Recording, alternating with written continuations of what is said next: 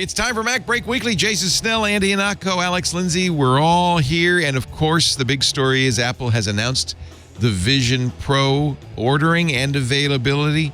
We will talk about it. Everybody's getting very excited. Vision Pro days, just days away. It's also today, the 17th anniversary of the first iPhone announcement. We'll travel down memory lane for that. And is Steve Gibson right? Is that backdoor in the iPhone more than just a bug? All of that and more coming up next on MacBreak Weekly. Podcasts you love from people you trust. This is Twit. This is MacBreak Weekly, episode 903, recorded Tuesday, January 9th, 2024. I was just measuring the East Room. MacBreak Weekly is brought to you by Fastmail, a leader in email privacy for more than 20 years. Make email better. Fastmail is moving email forward with new internet standards and open source innovations that many other mail services end up using. Fastmail's quick settings lets you choose new themes, switch between light and dark modes, change text size, generate masked email addresses, autosave contacts, set default reminders, and more, all without leaving your email. Add or buy a domain through Fastmail, then they'll set up all the records for you so it works immediately. Never again have a Gmail or Yahoo or AOL address. Have an address that reflects you or your business. You know, you pay for free email with your privacy. At Fastmail, your data stays yours, and you get better productivity features, and it's as little as $3 a month. Very easy to move your old email's data, import it into your new Fastmail inbox. And remember, Fastmail does have better spam filters and absolutely no ads, and I'll vouch for it because I've been using Fastmail for more than a decade. It's the only email program I recommend. Fastmail also works with password managers like 1Password or a sponsor Bitwarden to generate unique emails for every site you visit. That's really nice. And don't forget to download the Fastmail app, iOS and Android, to get the most out of your email. They've got webmail too. Fastmail, it's just everything you need. The better email service. The quality really is worth paying for. As little as $3 a month. Try Fastmail now, free for 30 days at fastmail.com/twit. That's fastmail.com/twit. It's time for MacBreak Weekly, the show where we cover the latest news from Apple, and there is big news today, but we'll first introduce our fine panelists from officehours.global and 090.media, Mr. Alex Lindsay. Hello, Alex. Hello, hello. It's good to be here. From WGBH in Boston, Andy Hanatko. Hello, Andrew. Hey there, hey there, hey there. Celebrating the Orthodox New Year at some point, or is it Christmas? The feast of Three Kings was on Saturday. Three Kings, yes. Yes. Was Good King Wenceslas Orthodox? He was celebrating the Feast of Stephen. I don't know. He was a bit of a stick in the mud. I mean, if something was a tradition, he wanted to keep the tradition, even if people were kind of sick of him hearing him sing Danny Boy. I mean, well, you know how Wenceslas is. I mean, you're a king. You know, you say it, it's going to go. Mr. Jason Snell's also here from sixcolors.com. Hello, Leo. We have a date. Good to be here. We have a date. We do. You and me. Next week. No, dinner. not you and me. That's not it. That's good, though. I appreciate you for fixing the ambiguity there. Apple Vision Pro available in the U.S. February 2nd. Pre-orders begin Friday the 19th, which is a week from this Friday. Talk about CES. Everyone's excited about getting the word out of whatever their new product is, and the top of tech meme is just completely absorbed by the Vision Pro. Today's the opening day of CES. I don't think that was by accident.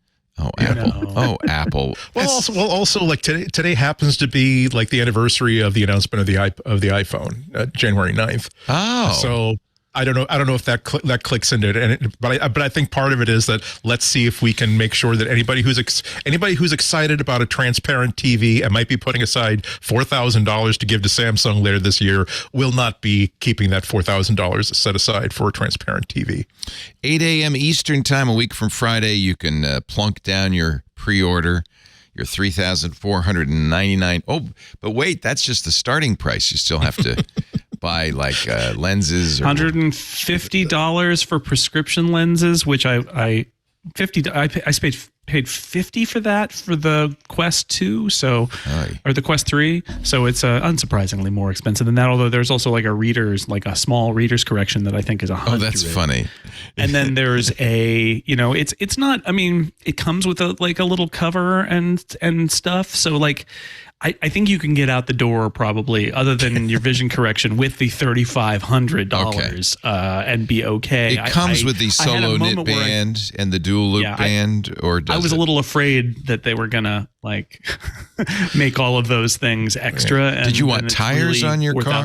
Yeah. So yeah, that's the version with like the factory stereo, no AC, no power windows.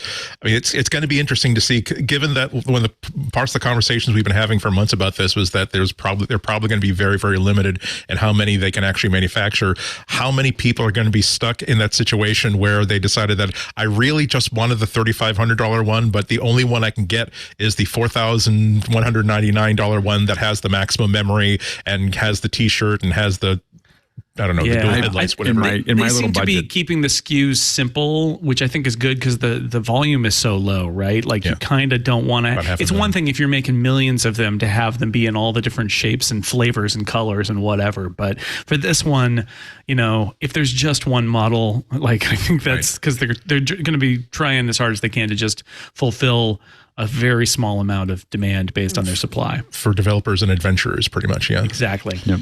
For your $3,499, you get the solo knit band and dual loop band. I don't even know what those are. What are those? A light seal and two light seal one that goes behind. cushions. And the one that goes on top of your head, which was actually, that's a slight difference. That there was a question about whether that was going to be bundled separately, huh? Whether they were going to say you actually do need a thing at the top of your head, and it sounds like that's going to be included as well as the one in the back. And then the light seal goes on the front. I just want a beanie that just goes, just sits over the whole thing. Like that would really kind of the smart hats. The pictures they have published do not have. What is it? The solo loop band or the dual knit band? Which is the? Well, that wouldn't really work with her fashion. Yes. Well, it wouldn't, would it? Yeah. So they have to have a version of it that doesn't do that. Although the fashion now evidently will be shaving the side of your head, because then you can match the just so you can the go proper up. use of and the maybe of the headset. A little throughway in the middle of your head so that the loop can just go over it, and that way you can keep your fro on either side. It's going to be called the Fade Plus. Or the Fade Pro, maybe. I think we would call it Vision Fashion. Vision Fashion. Vision Fashion. So the solo knit band is the one behind, and the dual loop band is the one above? I think so. Just to get the nomenclature. A light seal and two light seal cushions. That's that's an optional addition on the front of it to make it more like so you're watching a movie, so you don't see the ambient. I think it's. Yeah, well, it's to protect your face, because it's this thing otherwise is going to smash into your face. So they're trying hard. It's all ergonomics is the impression I get, that they're really trying to make it that right. They want you to wear this thing and not be miserable with it, right? That's it's a deal breaker, right? So they've got the light seal, which is attached, that is going to block out the light from the room around you, and then cushions to make sure that whatever force is being applied from that rear strap to your face to clamp this thing onto your face doesn't make you feel like you're in a vice. And then the top strap helps gravity, act against because it's heavy. Well. So in fact, this was the question. Here. Yeah, do you need a thing as optional with the MetaQuest that goes over your top? So what is the thing they met? Because you have to go in store to do this. What is the thing they're measuring you for? Is that the light seal? The light seal. Okay. Yeah, they said that there are a bunch of different. I don't know what the final number was because they haven't talked about it since June. But there are a bunch of different shapes and sizes of the light seal, and that's what they would scan your face for, because there's a special app. Nobody knows their face size. Right. That's the problem. What's your face size? What is it? Someday. You think you could hold up your phone and turn it and it would do the this is at WWDC in June. That's what they did with me, is they just scanned it in from an app, and they told me that they were going to be able, again, so it's 6-month-old information. We'll see if they changed it, but they said that in the Apple Store app, basically, you would be able to scan your face, and it would give you a face seal size of some sort that it would be able to match it with you. Now, whether that actually did happen, we don't know yet, but that would be right. That would be ideal, is if they could let you use the Face ID sensor essentially to get a sense of the shape of your face and choose a size for you. You also get a cover. Is that the cover for the spooky eyes, or is that? Yeah. It goes on the front, covers the camera and that display, the spooky eye display, so that it doesn't get scratched in transit when you're packing it in your bag to watch a movie on the plane. Wow. Or whatever. Polishing cloth is included. That's a nice. That could have been a good upsell, but no. It's a $50 value right there. You get a battery. That's an external battery, right? That plugs that you put in your pocket and has a right. So if you want more than one battery, you can. Okay. I think do that. But it comes with a battery with a USB-C pass-through, so that if you're in a place that's got USB-C power, you can keep it plugged in and use it all the time. But if you unhook, then it's got, I think they rated it at 2.5 hours. 2.5 hours at battery life. When looking at SD video, 2D video playback at 2.5 hours. Yeah. M2 chip. Didn't they say it was going to be the M1 when they first announced it? Or no, they said it was M2. We're in the M3 era now, though, so it is one step back. It is a little bit behind. M2. Yeah. But it also has that other processor, right? So it's got an additional piece of silicon that isn't in any other R1. Apple device. The R1. Letters. They're going to run out of letters eventually. I don't know. They're going to have to go to like Greek letters after a while. Let's watch this young woman putting on her. Oh, how do I get backwards in the Apple newsroom? Do I go back up? Well, that's the question. That's the question. I wanted to show you the best part of this. Maybe if I pop it out. Yeah, there we go. And I hope Apple will not take us down for this. So she is holding the, what is that called? The Solo Loop. And watch this. Oh, that's the knit. That's the knit band thing. So it's just like putting on a toque. Yeah, and it's a beautiful in the demo piece video, of she's not wearing that knitting. top strap, so that's she's not. They don't want people to. Maybe they think that's kind of ugly, and they don't want people to think about that. But notice there are little say, grommets on the sides that you would hook that into. I guess that's what those are. Keep this in mind too. All of these demos. So I just said earlier that I'm using June information, and I don't know if anything has changed between June and now. Right. Another thing that has not changed between June and now is all the PR and media assets for this product, and that I am legitimately surprised about. Now, maybe there'll be some new stuff when they ship it, but I'm not surprised that there's no event. Like, I get that the demand, like the supply is so limited that they want to kind of control demand and they want to be a little cheeky about it. I get all of that. I am a little surprised that it's the same model. It's the same videos. I mean, if there's some new photos and videos, they're obviously from the exact same session. It's all the stuff we saw in June. And I don't know whether that means they didn't want to spend the money, they didn't want to bother, they didn't want to confuse. But, if they make a midstream decision to put in something like that over the head strap, well, the video doesn't show it because in June they didn't want to show it, and they're using the videos from June. It's weird. I think they still don't want to show it. I don't think. Yeah, well, that may be, but it's interesting that they didn't. Right, Alex? I mean, it just struck me that there are no new media assets for a product launch, and it's all stuff we saw 6 months ago. Yeah, I think that what will be interesting is as it comes out. I mean, I think that they want to see how far. My guess is they want to see what kind of sales, what do sales look like without having to do anything, which will probably be all of them. You'll be on wait lists and everything else. Sure. And so I think that there's a little bit of it, because I think that the other problem you get into, this is what happened with like ChatGPT and DALL-E, is we got so excited about DALL-E that suddenly everybody was looking for it. They wouldn't let anybody in. And so then we all shifted over to Midjourney. So building up to, and suddenly Midjourney kind of took off because it was the thing that was available, and so I wonder whether, I think they've created enough pressure to get everybody to join. They have enough people developing software for it. They have enough people, they have enough apps going into it that, but I think that they'll continue to ratchet this up. I think they're also pacing themselves. This is probably not this is a grinding kind of a marathon for them for the next 3 or 4 years, not something like, hey, let's see how this goes. They're not wondering whether it's going to go well. They're just going to keep doing it for the next 5 to 10 years. I think you're right. I think they, again, with this limited amount of products that's going to be available, they don't have to convince people to get this. The people that are going to get this are going to. They don't have enough to make to get to the people who are going to get this anyway. But that's interesting. The idea that they haven't introduced any new media assets. I was looking at the official product page, and one thing that stuck out to me is that that's the first time I've seen an image of obviously a put together a faked image, I'm guessing, of the magic eyes feature, where you're not seeing the skin tone rendered in shades of Smurf blue. As a matter of fact, if you scroll down, there's like some of these images where there's the Smurf blue that I remember from June, but there's at least one image in which they seem to be saying, hey, look, here's somebody with a normal skin tone presented behind these, again, that fake eye display. I wonder if that's something that I missed the first time, or whether this is something that they're now confident enough about to at least say, under some circumstances, maybe you will not look like one of the Navi.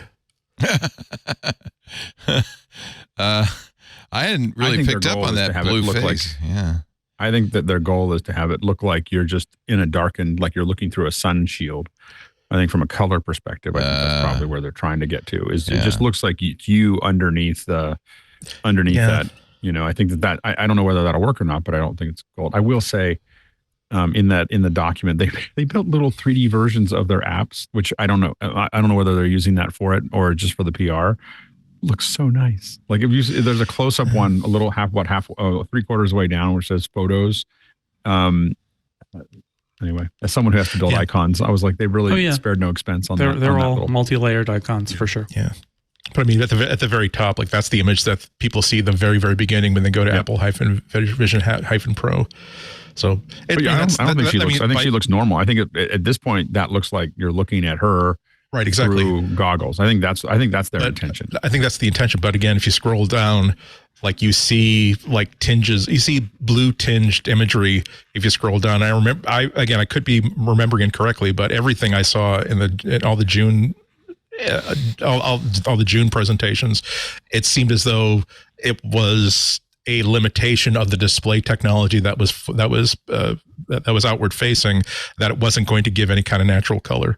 If you scroll like maybe where she's smiling, she's smiling with a red shirt and she's looking over and there's like a blue tinge, and that also may be head on versus from an angle. Well, yeah, and also reflections across that LED surface. So. Okay. I have a feeling they probably didn't want to make it look like they were photoshopping it. Like it probably does reflect that way internally because that's just where the internal components look. But if you look at it without a lot of reflection, I bet you it looks normal. And when you look at it from the side with a little sun or a light, you probably see it hitting across those LEDs. I can also be, I can guarantee you whatever they did there, they very specially rigged up for all of that, because reviewers or the demo people in June, we never got a chance to see it. Like it was not shown anywhere. That is not a feature that was ready for consumption. The spooky eyes. Yeah. I'm sorry. Well, one thing I'm interested in is that's because I'm totally biased against this thing. Go ahead. I'm wondering whether, how they're going to capture stuff in it. Like, so I'm a developer. I want to capture training, marketing materials. Like this is what my product does. Everything else. You can AirPlay it to a Mac and capture it even like using QuickTime. Oh, really? So, yeah, you can AirPlay the output to a Mac. Or maybe anything, but certainly that would be the way. Just like capturing an Apple TV, the same idea, right? Where you end up viewing the device in QuickTime Player and recording it, and then you get a screen recording, and that means other apps that do screen recording will probably also be able to connect to it. Like how do you do? I guess it'll just be a really wide version of it if it's wider. Can be field of view. It'll be kind of like decided upon what the field of view is, and then within that, it does also seem like some of this stuff is not quite finished, because number one, there's mentions of a couple of features that are like beta and won't be finished, like right in the newsroom article.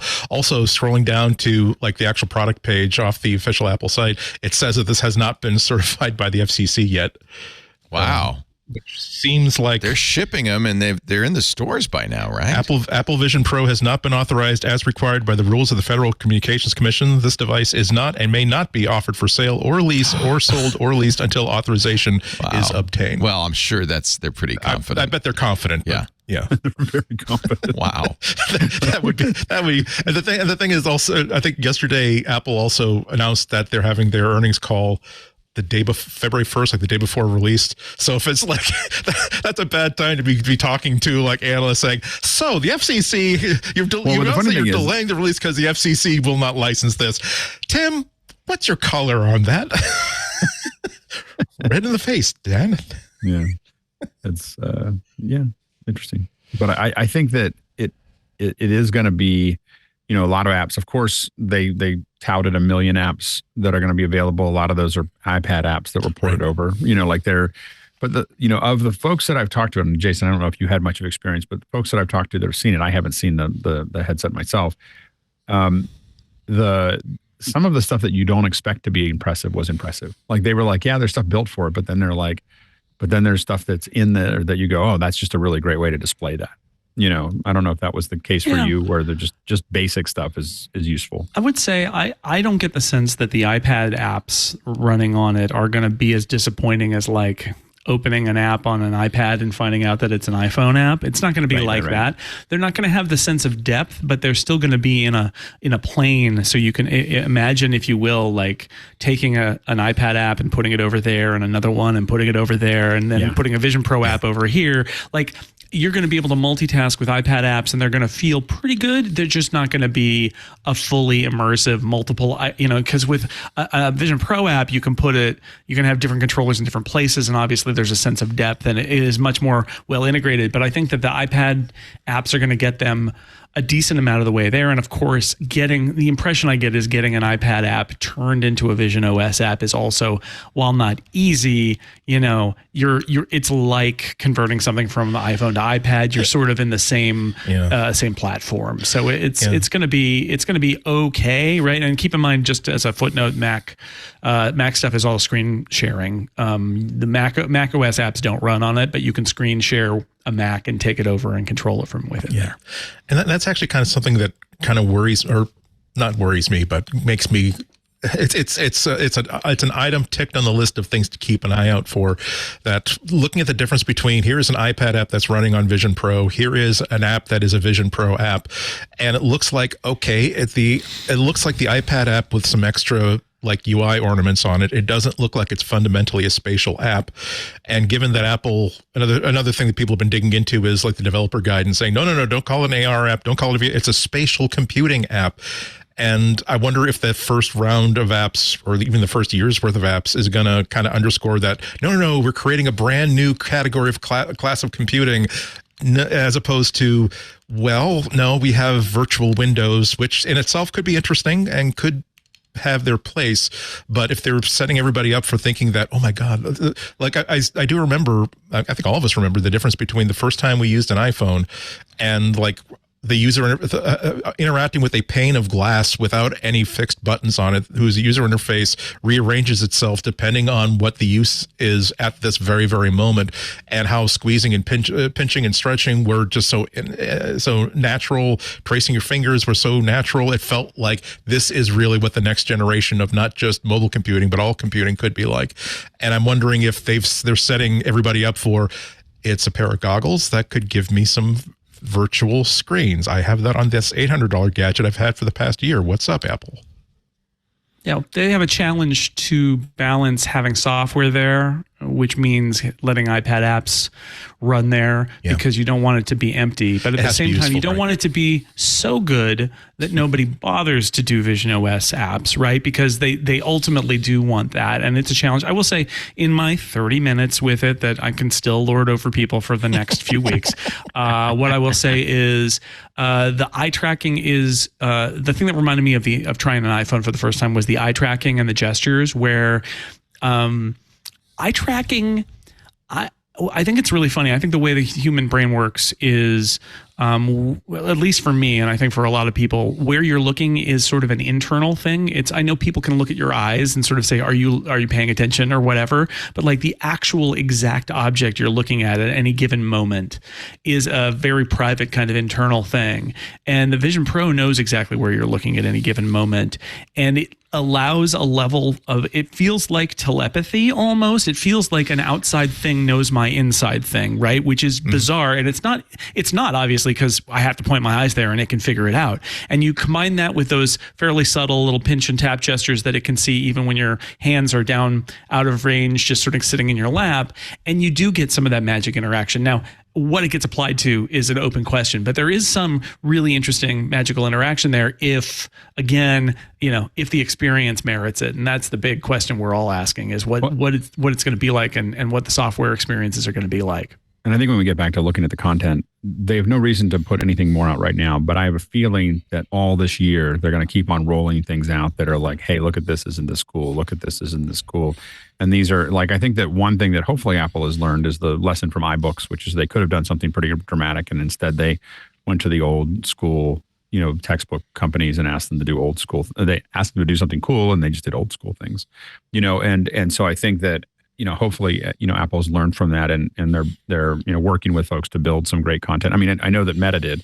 I mean, like when the most interesting apps that have been on the Meta Quest, many of them were developed by Meta or paid for by Meta. Sure. So to prove the model, and so I don't think Apple will do much different than that as far as some of the content to make sure that it's actually there. And I think that again, there's a lot. This is going to be something that you just see rolling out all year.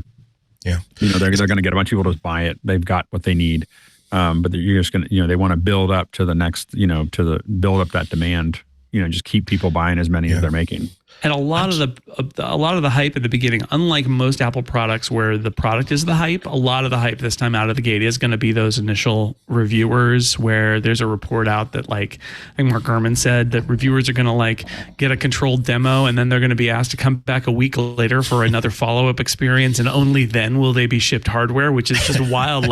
Fill your calendar with Apple, but I mean, people will be motivated to do it, but that is, actual reactions from influencers and journalists and YouTubers and all of that. That's going to be a lot more of their marketing than it is with an iPhone, where that stuff exists, but also there's a huge blitz, and it's almost like there's that in baseball. There's the concept of pitching backward. You do a slow pitch and then a fast pitch instead of a fast pitch and then a slow pitch. Apple's pitching backward a little bit here, where they're because they don't have the supply, so they're trying some other stuff. So some of this stuff is gonna details about how Apple has built this stuff are gonna roll out in personal experiences relayed from YouTubers and writers, and that's going to be interesting too. And with the supply right now, the big work they have to do is working with developers, working with content owners, with developers, with game companies. It's less of a public PR blitz that's necessary on their end. It's more of a how do you keep on filling that pipeline, especially when you only have 500,000 that are sold. Now, the good news is anything reasonably interesting for the 500,000 that's spent, I don't know, probably when the dust settles, $4,500 to $5,000 with taxes and your lenses and everything else. You're going to spend somewhere between probably low $4,000 to $5,000 on what you're doing there. They're going to be pretty insensitive to going, oh, I'll spend $20 on this or $50 on that, for quite some time, because this is their new thing and they've got the money to do that. So I think that you're going to end up with a fair number of folks that are ready to buy things, and that's really good for a developer. I mean, when developers say, "Well, the market's not big enough," I'm like, "Well, how many?" Well, I talked to a developer about that 2 weeks ago, and they were like, "Well, the market isn't going to be very big." I'm like, "So when was the last time you sold 10,000 units of your software?" And they're like, "What?" Yeah. I was like, it's bigger than your current market. So you still fit into that box, So again, there's going to be a race to be the first viral hit app because if you can charge $18 for what you as a developer might think is an inconsequential app, but if it catches people's imagination and everybody who buys one of these things, that's one of the 3 apps they always go to the store and buy because it's the one they've heard about, even if it's just like a simple thing, that'll be worth the half an afternoon you spent coding this stupid idea that your kid came up with. As a matter of fact, I'm wondering if Apple is apportioning a certain amount of their units to make sure that gets into the hands of developers, as opposed to someone who might walk into a store, walk out because they've got the sort of money where $3,000 or $4,000 on a fun little toy that they might have fun with for 2 or 3 weeks, but then almost never use. Well, that's not a great investment for Apple. They've been seeding these for a while. It's quite a thing. Have you seen the stories about them seeding? You have to have a room that has its own lock, that has its control who's going to be in it. You have to give them a list of who's. Now that'll loosen up as soon as they're available, but it's still going to. Obviously, developers are a huge piece of this because to develop interesting things is going to take a long time. But I also think that as people see some of these things, there's the problem you get into if you put some of these headsets on, for some of the tests that I've done, is that it kind of poisons your mind. Like once you see it, you're like, you don't want to go back to anything else. And so like we did this golf test. I think I talked about it earlier, where we just see a plain video. And on one side had all this data that we wanted. And on the other side had social stuff so that you wouldn't take the headset off to tweet and check email and stuff like that. As soon as I only had that, I've only ever seen that test for a couple hours total over across all the testing. And I still can't watch golf on TV. Like, like I still, like, I'm like, oh, all this debris all over top of it and blah, blah, blah. And so I think that's going to be also a challenge as you start to see different ways of handling that data. Yeah. It's going to be interesting. I just think that the biggest demo Apple is going to promote is going to be that one amazing game that they have been someone who's had a team that's had a condo in Cupertino for the past 8 months developing just this game to be the premier game on Vision Pro, the thing that everybody buys, the thing that qualms people after they're thinking, oh my God, I can't believe I spent $3,500 on something that I can use Microsoft Excel on for exactly 2 hours and 10 minutes before I can't stay in it anymore. The thing that like really will get people that get that starry-eyed evangelistic glow in the back of their eyes that says, oh my God, I've bought every single VR headset that's been around for the past 10 years, and this made me forget about my mother and my father and my quest for anything. I will say that for me, in the Oculus time, that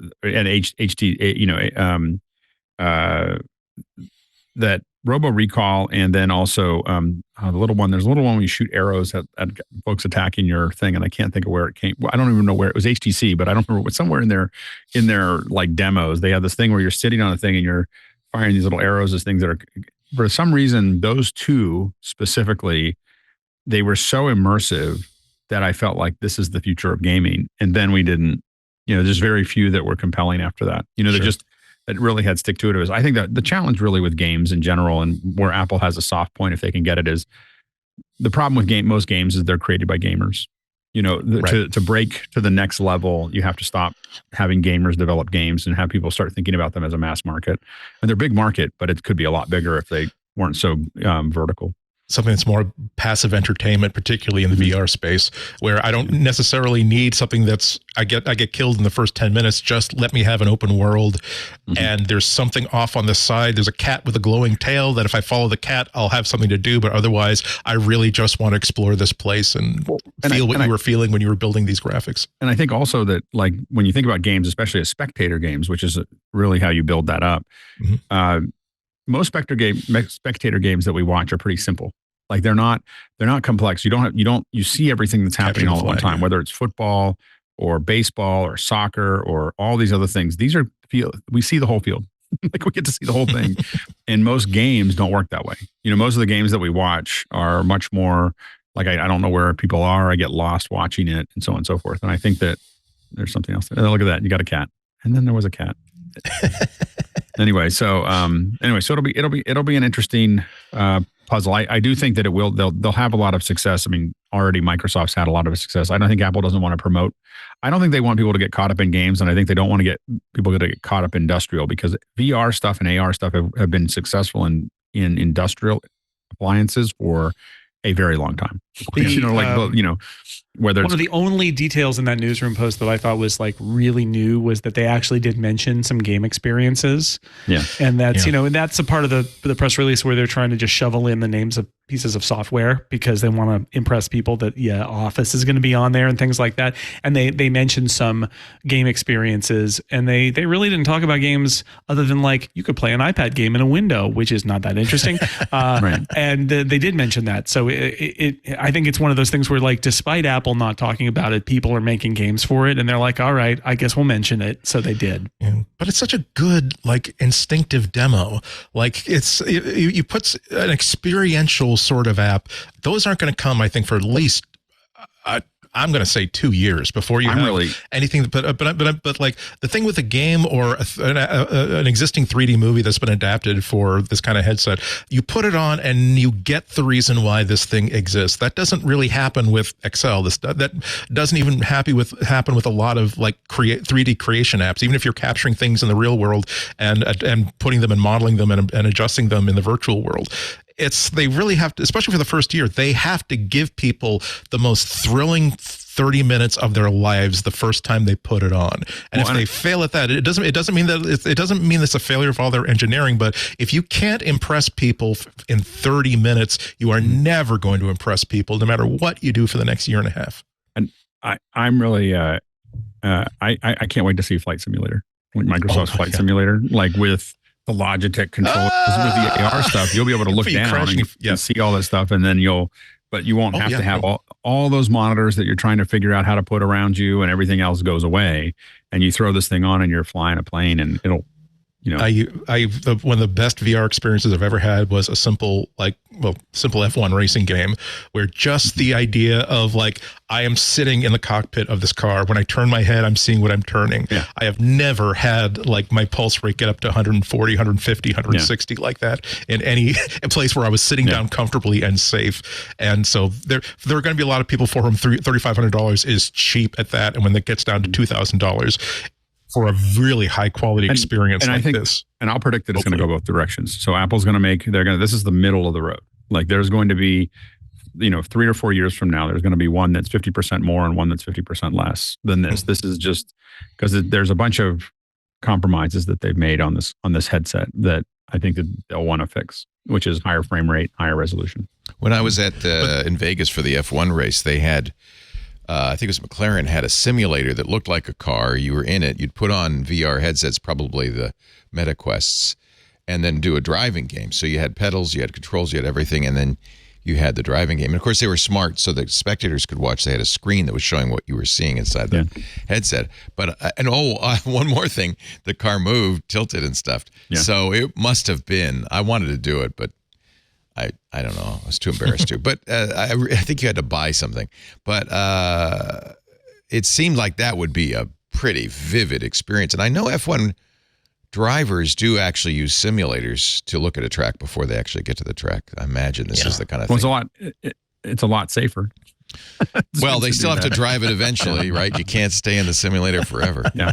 So Apple did not. All Apple says in the press release is they gave the price for a 256 gigabyte version. They didn't mention RAM. They didn't mention other SKUs. But 9 to 5 Mac is pointing out. Actually, Mac Rumors is pointing out that Xcode 15.2, which was also released, which has support for the Vision Pro, shows 16 gigs of RAM, which on an M2 is, probably more than enough. And there's some speculation that perhaps the Vision Pro will be available in other storage sizes, 256, 512, and 1 terabyte.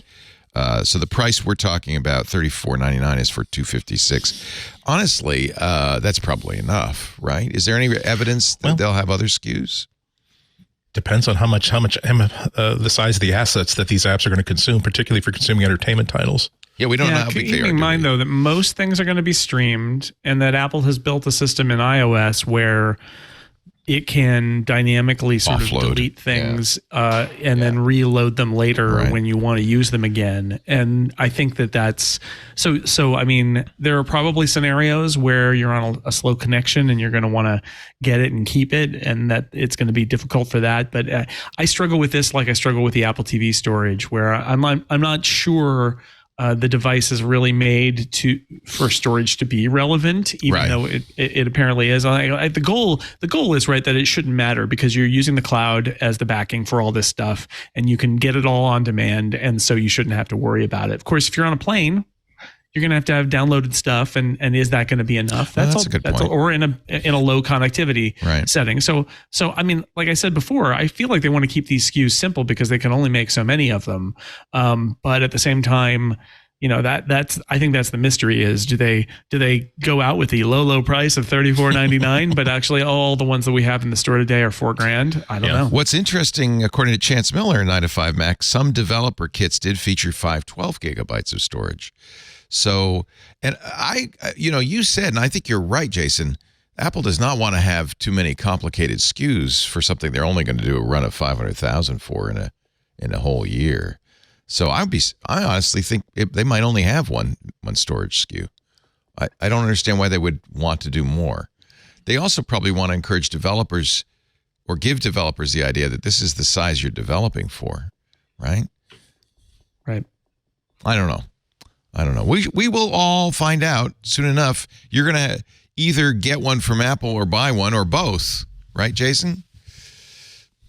I mean, it's my job, so I'm going to have to. Oh, you have one way to. or another. You have to spend that Yeah, good I need it for my work. sixcolors.com ad money on something useful. And I know that you, Alex Lindsay, will, because you probably want to develop for this thing, right? Yeah. Yeah. I mean, I think there's a lot of opportunity there. So at least two of the panel, half the panel will have one. Andy and I will sit in the back seats and just watch, right? We'll be like, I'll send you pictures. It'll be like, hey, Alex, why don't you, it's been a while since you stayed over at my place for a couple nights, and hey, just for fun, why'd you bring? It will be an interest to see how long I can hold out against the FOMO. Well, the problem is if you hold out too long, you might hold out all year. I mean, I just think the backlog on these are going to be pretty high. I'm mostly worried about the fact that if I order by 5:30 in the morning on Friday, it's going to be like 2 months or 3 months to get them. Yeah. I mean, I'd be on the same page. If it were half the price, I'd be at least a little bit tempted, but I can't spend $3,500 on like a beta, essentially at least 40% of beta product that I don't know if it's going to earn back its money for me in terms of how I could be more productive or more engaged or excited. And I have to admit, I started putting money away like last summer. Right. So I started like putting a little bit into this account, and now I'm talking to my credit card company about, okay, I'm going to make a big charge. You're not going to block it, right? Because it's 5 o'clock in the morning. You're not going to block. Like Thursday will be like hey, I just want to make sure you're clear. It could be up to $5,000. Going to go through tomorrow. You're really going to let it go through. There's been a lot of blocking. I'm sure that the algorithm at your bank has figured out that is it in any way related to a tech company? Let it through. Yeah, exactly. It's legit. I do think though that there's, I don't know, it's maybe just my experience. There's been a lot more, and Lisa's too, a lot more blocking this holiday season. I think there's been a lot of fraud. I was trying to buy a box of chocolates from my mom from Season. I got rejected by 4 credit cards in a row. I mean, it was really hard to buy this box of chocolates. And was this you? Well, you never know Maybe what there's you're a lot gonna of fraudulent chocolate buying going on. I don't know. It was weird. In fact, chocolates. I have chocolate. And fraud. Lisa's had of course, Lisa uses her Amazon account to buy gift cards. That's her one of her favorite kinds of gifts, and that obviously is a source of fraud. And Amazon has gotten worse, and it's harder and harder for her to buy something on Amazon because they think she's doing something skeevy. She's not. Let's take a break. And by the way, you can hold the emails saying, you guys are talking so much about the Vision Pro. You ain't seen nothing yet. Yep. This is just the beginning, right? This See is you in a couple months. Yeah. You might as well just tune out for the next 6 months, because that's as soon as you guys get them. Well, I want to know. We're going to want to get. Let me give a pitch. I want to give a pitch here, which is the reason that you should care even if you're not going to buy this thing, is that it's a brand new Apple platform. Apple's invested a huge amount of money in it. It's put a lot of cutting edge tech in it. It's going to be interesting, even if it's all just a kind of an academic exercise of like, what would Apple do if they had a product that they had to make and they were given a nearly infinite amount of money to make it, and they didn't even care about what it costs. So it's going to cost a huge amount of money, but it's still like first real new Apple software platform since the Apple Watch. Completely new sort of interaction model than they've ever had before. Apple's got some very smart software designers and interaction, user experience engineers and designers. And they have, in taking my 30 minutes with it, like one of the things I walked away from was, this is a very thoughtfully considered product. It's very interesting. Even if you don't want it, even if nobody wants it, even if it's going to be a flop, like if you're interested in Apple and how they work and how they build devices and how they write software and what their philosophy of computing devices is, I think you should pay attention to the Vision Pro anyway, because it is Apple doing its thing, whether you want it or not. It's a great example of what Apple does, and it's the current state of the art and the current mode of thinking that Apple has, presumably that will extrapolate to impact other products as well. 100%. Apple is a storyteller, and every product they release is a character in the story that they're telling. I can't say that about any other company out there. Yeah, we'll be watching with great interest, Apple. My guess, tell me if you think I'm really off base, is that Apple's probably put over 10 years as much as $100 billion into developing this thing. Does that seem outrageous? No. It's less than 10 years, but I think it's been like 6 years, maybe. Okay.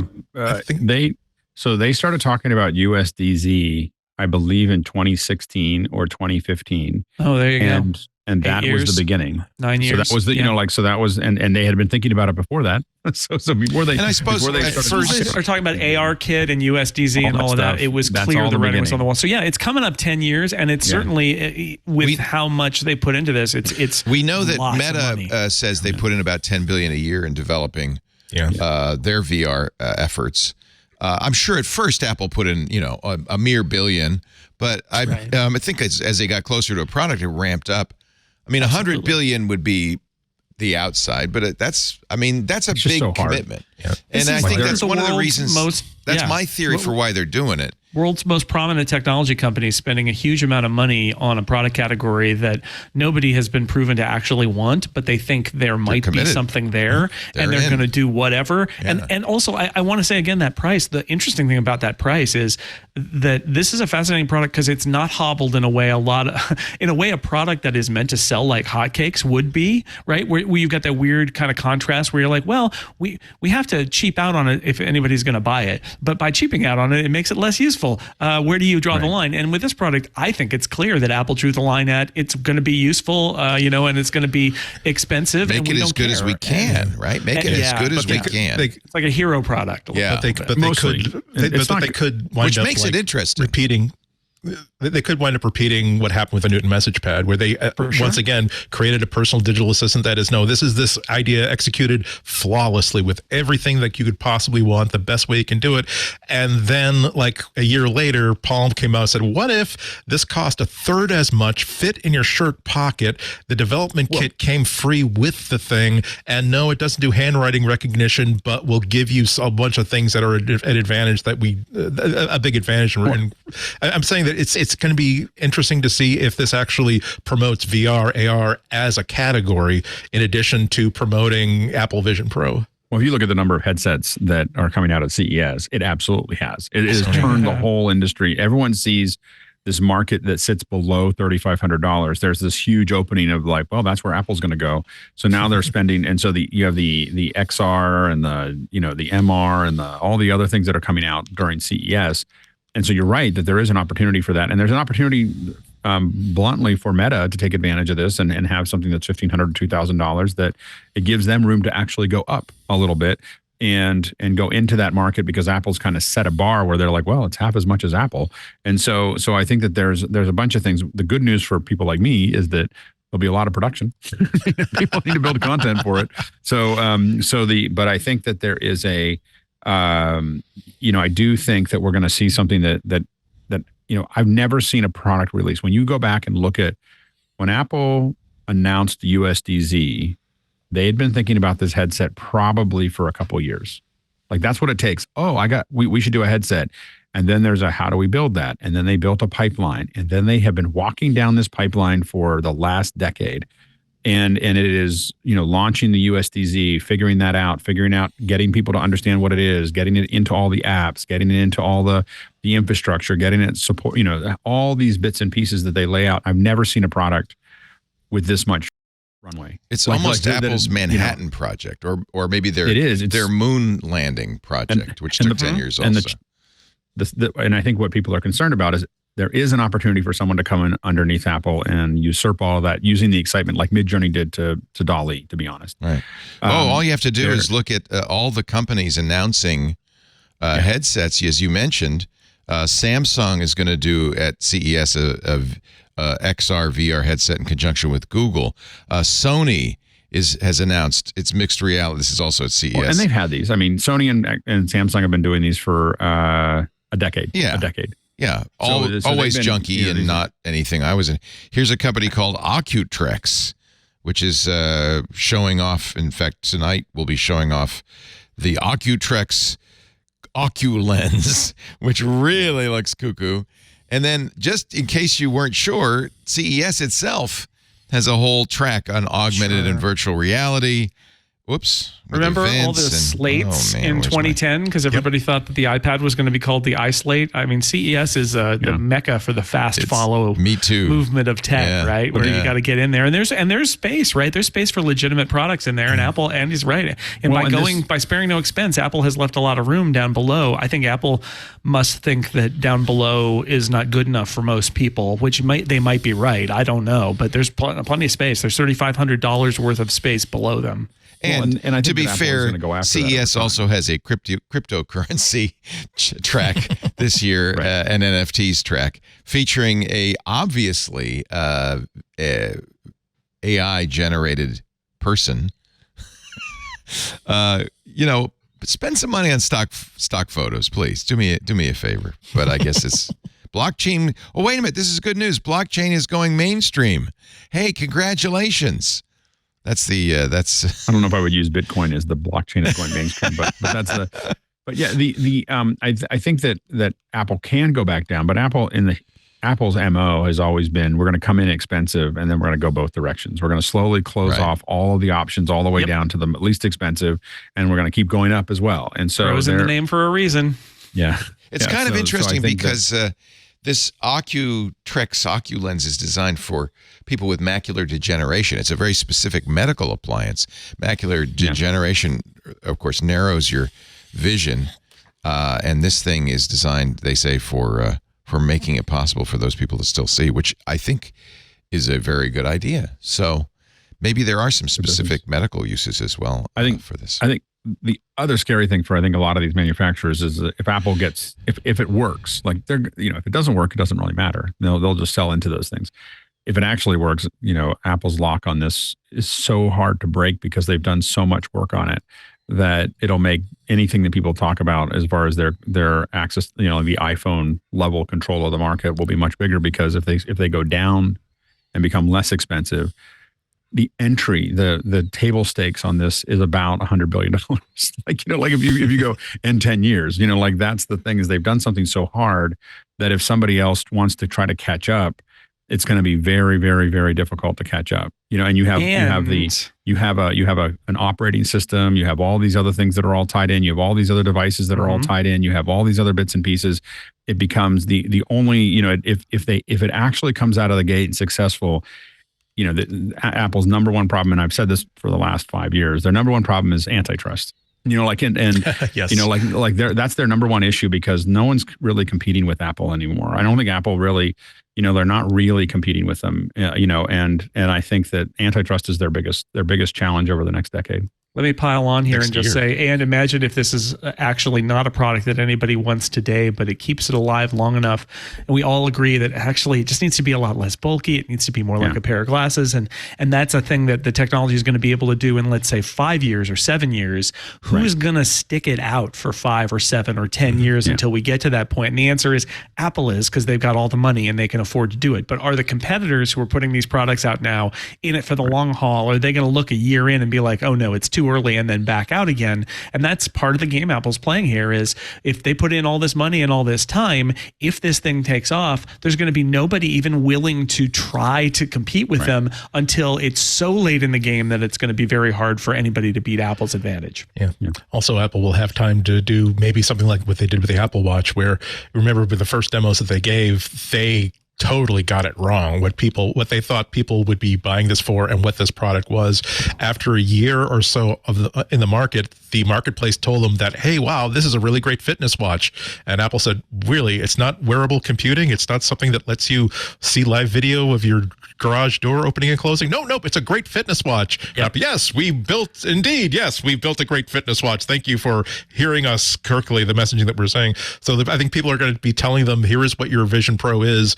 And by 2025, 2026, maybe they'll stop talking about spatial computing and start talking about a shade of that same meaning that is translatable to a problem that people are actually solving with the device. I guarantee you that in a year, there will be some fundamental tenet of the Vision Pro that Apple has learned through shipping the product is wrong. right? And at least one, if not many, because, they can test it all they want on the inside, but like the world is different. It's full of weirdos who do weird stuff, and they're going to, and people react differently to people who work at Apple.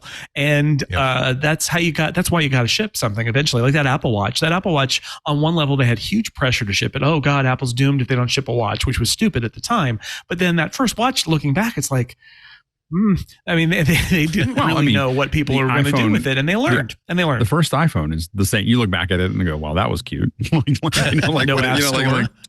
you can't, you can't get here from there without just remaking releases. And again, I think you're right that they will continue to learn now at a very high rate about what people, how people want to use it. And again, I think it's the integration. I do think that you're going to, I'm very curious to see how things like Pages and Numbers and Keynote looks, because now that they have USDZ support, the ability to get a document from somebody and just tap on it and then just sit there and use your little hands and move it around is interesting. I think it's an interesting, solution. All right, let's take a little break. A week from Friday, you can order. February 2nd, they'll arrive. If you were successful in your order, that means we will have our first review of the Vision Pro. I'm hoping on February 6th for our February 6th show. Give you guys enough time to play with it and report Let's see back. If Zoom's available for it. Yeah. Do your call on your Vision Pro. I want to see your spooky eyes. I can't wait to see what Zoom looks like. One way we could have saved some money up for our Vision Pros is Rocket Money, our sponsor for this segment on MacBreak Weekly. If I ask you, this is kind of funny because this was our kind of New Year resolution. Lisa and I wanted to use Rocket Money to go through all of our subscriptions because we know we have a ton of them, and figure out what we don't need. If I asked you how many subscriptions you have, do you think you could list them all? Do you know how much you're paying? I'm going to guess, I would have said yes before I started using Rocket Money. I found out. Let me tell you, I would have been so wrong. In fact, Rocket Money has saved me enough money to buy a Vision Pro, actually, through subscriptions I'd completely forgotten about. In fact, Rocket Money just told me about one yesterday for a company I don't even know. I don't know. I'm going to dispute it, I guess. I love Rocket Money. It's a personal finance app that finds and cancels them for you. Your unwanted subscriptions, monitors your spending, and helps lower your bills. Rocket Money has more than 5 million users and has helped to save its members an average of, get this, $720 a year, more than $500 million in canceled subscriptions. With Rocket Money, you see all your subscriptions in one place. And if you see something you don't want, cancel it with a tap. They do the work. You never have to get on the phone with customer service. That's worth its weight in gold. Stop wasting money on things you don't use. Cancel your unwanted subscriptions by going to rocketmoney.com/MacBreak. It's also a great tool for budgeting and knowing where your money is, et cetera, et cetera. It's really the best. rocketmoney.com/MacBreak. I know you could just look it up in the App Store, but please, would you do me a favor? Go to the website so they know you saw it here, rocketmoney.com/MacBreak. And we thank them so much for supporting MacBreak Weekly. Another way you could support the show this year, go to our TWiT 2024 survey. We've shortened it because we just want to make it easy for you. It's the only way we really know anything about you. We don't track you. RSS feeds don't know anything about you. So we ask you once a year to go to our survey and take it, and that gives us a good idea of who you are, what you like, what you're interested in, so we can better serve you. And yes, I'll be honest, it helps us pitch advertisers if we can say, people between the age of 25 to 54 and so forth. The survey is easy to find, twit.tv/survey24. And thanks in advance for taking that. You have till the end of the month, but don't wait. Just do it right now. Get it over with. So last week we talked about the series of exploits, the CVEs that Apple patched in July. We talked about a Kaspersky revelation about this, which they did at the Chaos Computer Congress. They called it Operation Triangulation. Kaspersky had a number of its employees' iPhones compromised through a very sophisticated chain of 4 different exploits, ending in an exploit CVE 2023-38606 that is very interesting. Now, at the front end of these chain of exploits, they think it was the NSO Group's Pegasus software. Now, I mentioned that because NSO Group has said again and again, we only sell to nations. We do not sell to individual hackers. So that's one piece of evidence that whoever did this was a nation state. Kaspersky is a Russian antivirus company. I should point out another piece of information. Kaspersky was implicated in 2015, 2016, when the NSA lost a whole set of hacking tools. Turned out a contractor at the NSA had taken those hacking tools home. He had this Kaspersky antivirus running on his machine. It exfiltrated the exploits to Kaspersky's Moscow offices, where from there it went somehow to the Russian GRU, et cetera, and WikiLeaks. So Kaspersky, I think, has been under this is data point 2. First one, remember, nation state. Second one, data point 2. Kaspersky has been getting the stink eye from the NSA, and the NSA is somewhat motivated to figure out, are they a branch of the Russian GRU, or have they been compromised themselves? And in fact, the State Department bans Kaspersky's antivirus, as does most of the federal government, for use on government computers for this reason. There's point number 2. NSA doesn't like Kaspersky, is interested.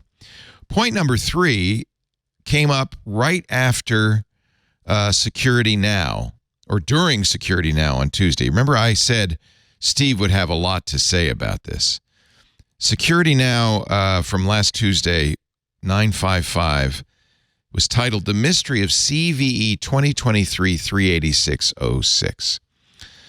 Steve did a very deep dive on how this exploit worked. In fact, if you don't want to listen to the show, Dan Gooden at Ars Technica has done a similar deep dive. Now, I'm not going to put words into Steve's mouth because Steve did not say what I'm about to say. What Steve did say is that this was an incredibly sophisticated exploit that required knowledge of a table built into all the iPhones for the last 4 or 5 years.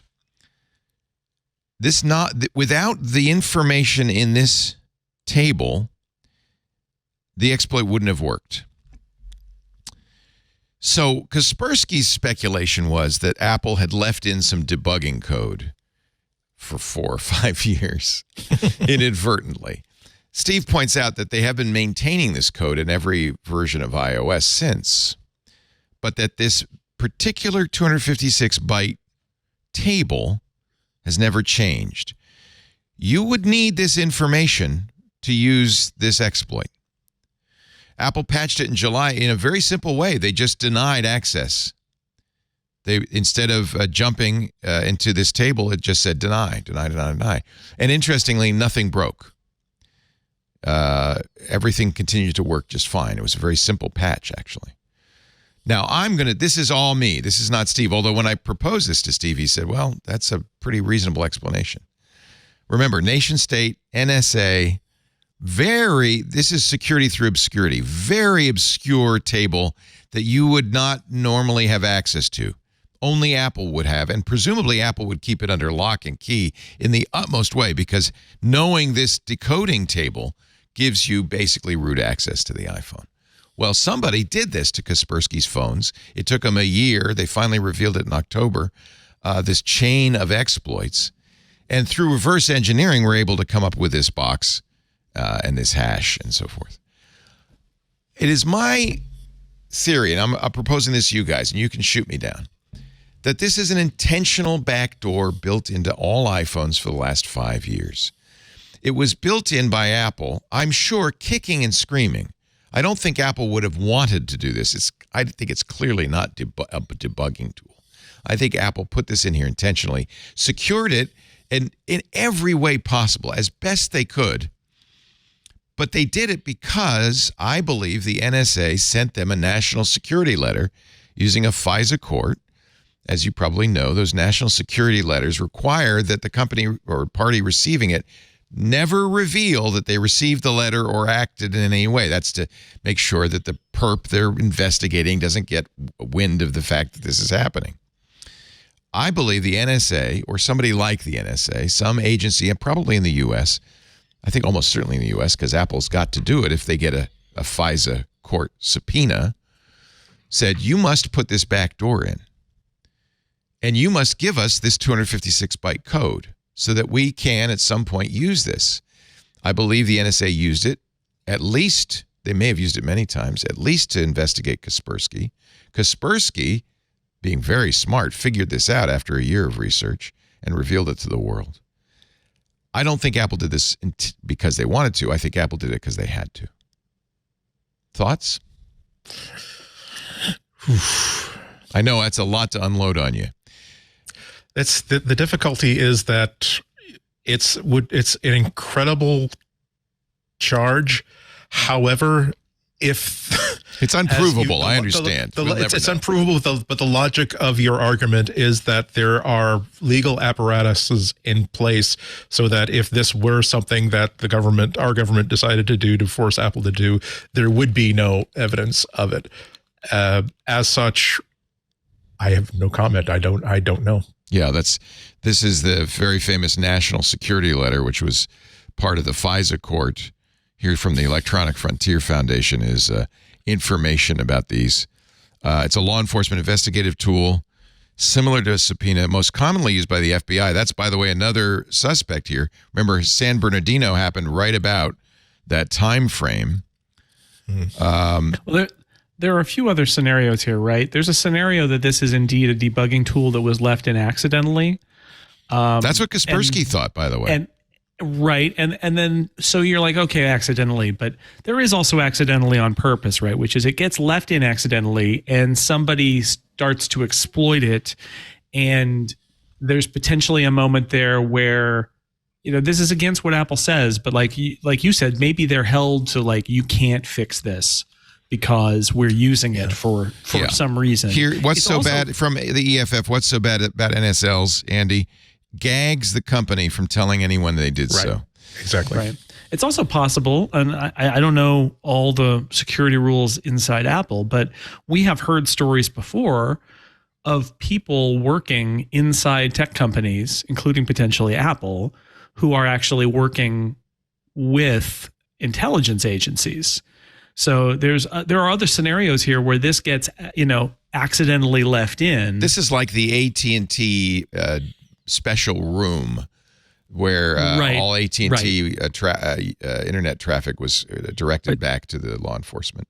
But you could potentially have a somebody who's an Apple employee, but is actually also working for a U.S. or I don't know what the intelligence is. actor and leaving it in, because the question is, it's not just why did it get in there, because it could be debugging, like Kaspersky says. The question is, how did it never get noticed, and did it never get noticed? And Steve says there have been regular updates to this ever since. So it's not that it was not known. The thing that's really important to this is this 256-byte lookup table. Without this, you can't do anything with it. And Apple would certainly have had this table, right? Because they wrote it into the code. It's in the code. Right.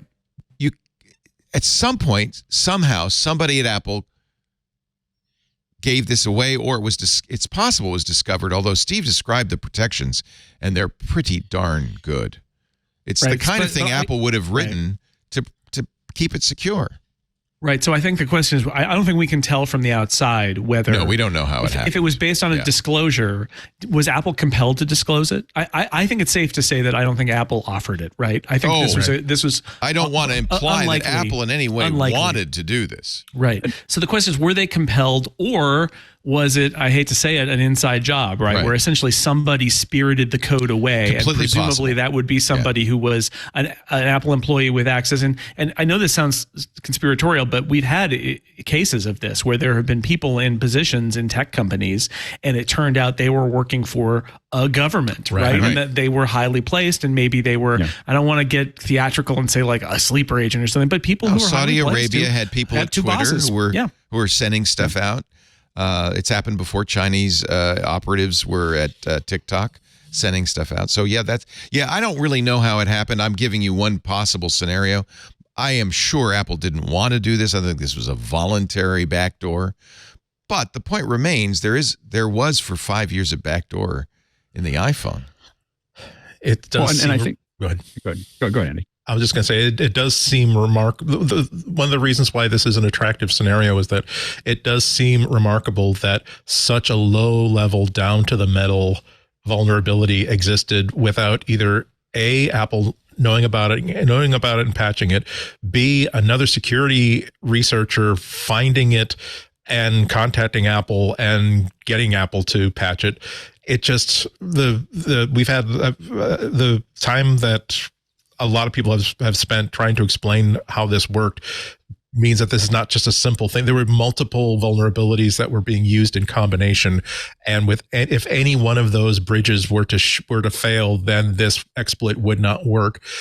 It just seems incredible that so many failures of security would have happened at a company like Apple, and I would consider your theory to be one of many plausible theories. And one of the things that'll be interesting is if it turned out to be some kind of inside job, Apple is not constrained by FISA, which means that they'll let people know how it happened, and people will get fired, and and potentially a bunch of other things, because it means that they weren't being told by the government what to do. The government just inserted people into that mix. And I think that probably happens more commonly than people think. I mean, I think that from all different directions, having folks that are in the intelligence agencies working in tech companies is an obvious exploit. like it is and Apple, I would think, and it's really easy to hide. It would be easy for Apple to figure out who put it in there and who exfiltrated it, I think. Right. So I'm saying if they've Apple known about this since to July. They patched it in July. I think that the other thing is that a lot of researchers, especially if you have a team that's been there for a long time, I don't know about Apple, but I will say that a lot of hardware and software have backdoors because it's just easier to get into something, and a team may decide, well, it's really safe, and they're not. And I think we think that all things go through a central thing, but on a giant code base, a lot of people can hide a lot of things in there of like, and it comes down to, I just don't want to have to go through that process to just do the thing that I'm trying to do. I just need something that I can push this button and turn it, and I can get in there and work on it and then pull it back out again. That's the most common solution for backdoors, is that developers want a backdoor to fix things or get in without going through the rigmarole that they have to do. And a lot of products have those hidden somewhere in them so that the developers can get in and out of those things or test things or everything else. This seems like it would be bad judgment. The level of this is. It's interesting. The other thing I find interesting is the timeline of this. This has been in there since roughly the FBI San Bernardino kerfuffle and the NSA tools leak kerfuffle. So, look, I guess really we will never know. Unless Apple finds a person and comes forward, I think they would have done it by now. So I think we probably will never know. Very important point. This may not be the only backdoor in an iPhone. There may well be similar backdoors in many, many devices, and we would never know. Just a point that I guess, I don't know, a data point we should all be aware of. Well, that's part of the awareness that I think we all should have, that the power of a nation state, including our nation state, to basically do exactly what they want to do, regardless of palatability to the public, regardless of the law, is infinite. And we should not be so naive as to think that our government would not do a certain thing, right? Because they certainly would. We just look how angry and forceful law enforcement agencies have been publicly to try to get backdoors into all hardware, legislated through Congress. Imagine what they can do if they think that, well, no one knows that we have a mechanism in place so that we can make that demand that is legally binding, and there will be no public blowback from that whatsoever. So that always has to be something we consider. It's going to make an excellent novel and movie. That's all I can say. The other thing I would say is that this is such a technical topic. I don't see a lot of like coverage around this because it is so difficult to understand. So if you want to know more, I would listen to Steve's Security Now from last week. And I wonder what Steve will say this week, because he probably is continuing to, he basically devoted the whole show to it. Now, again, it was not his speculation that this, how this happened. It was my speculation. He said it's a mystery. And it is definitely a mystery. Some things actually are mysteries. We don't know if the people, if the three guys who escaped from Alcatraz drowned or whether they escaped. We don't know if DB Cooper landed someplace bruised and battered, but with $200,000. We know what probably happened, but it's going to be a mystery. We have no way of knowing exactly what happened. Yeah. The good news is Apple patched it very quickly and very easily. Interestingly, and it is no longer a backdoor. And also, I think that we may find that Apple, once you get caught doing this, also there could be a bunch of other things that they quietly close up. If there was anything else there, if they did do something, they're probably gonna close them up. If they didn't do something, they're definitely there's gonna be a whole lot of meetings and a whole lot of like people combing through code to find any other ones that look like this. So I think that it will become more secure as a result. Probably not in just this one exploit. There'll probably be 4 or 5 other ones that in your quote unquote security updates are tying shut. Yeah. And Alex, you had a good point that it's possible that it was essentially something that was an exploit that was left in place with the knowledge of developers inside of Apple without any malice. Because one of the other possibilities, and I've been told about this on a couple different occasions, where developers inside a company knew that there was a problem, but there were so many dependencies that were tied to this problem that they didn't want to have the bureaucratic fight of here are the assets we're going to need, here's the staff we're going to need to fix this hole. And so they didn't even get so far as alerting other people about it. They were just so burned out at that point in their careers that they're like, I'm done. This is not worth my trouble. And oftentimes it's one of those things like there was a lot of conspiracy theories about a loud bang that happened during Obama and Romney's debate. If you go back and look, and at the time it was like it had a week of people talking about this loud bang that happened there. That was me pulling a 1650 over a That was you. A metal. I didn't know it was going to make so much noise. It was a metal. It was a metal yellow jacket, and the door to the debate was open, and I had finished what I was doing there. And so I was coming out and I just hit that thing and it made so much noise, and Secret Service looked at me and just went, no, he's fine. Like, we're fine. And it just like, and that was it. But watching a week of that, of being on Fox News and on all these other things, of this loud bang during the Romney, and there was the people, someone got shot and there was all this stuff. And it was like, 1650, a metal yellow jacket makes a lot of noise. Funny, isn't it, how a lot of these conspiracy theories turns out to be the simplest, dumbest thing imaginable, because you just can't imagine that it's possible for somebody simply close a door and create a loud bang that could be heard during a national debate. They couldn't close the door because all the cables were going in and out. So I was like 5 feet out of the door and probably 15 feet from the Romney, I think, was on that side. And so it was very close, to the mics when it went over it. But there was no, I was just walking out of the building, and but I have a few of those. Anyway, but can I ask, how relieved were you when you saw I'm not going to get shot, I'm not going to be wrestled to the ground? When you make a couple of those, that was just a mistake. I've had a couple interactions with the Secret Service where I just go like this. I put my hands. I don't put them on. I put my hands up. I had one where I was measuring the East Room and with a laser measurer, which a laser measurer is really useful, except that if you don't know where it's coming from, it looks like other things. And so I missed the door in the East Room. Suddenly, Secret Service came in and they're like, "Hey, how's it going? What's going on here?" And I was like, "Oh, I'm just measuring the room." And he was like, "What are you using to do that?" And I showed him the laser measure. And he goes, "Let's not do that anymore."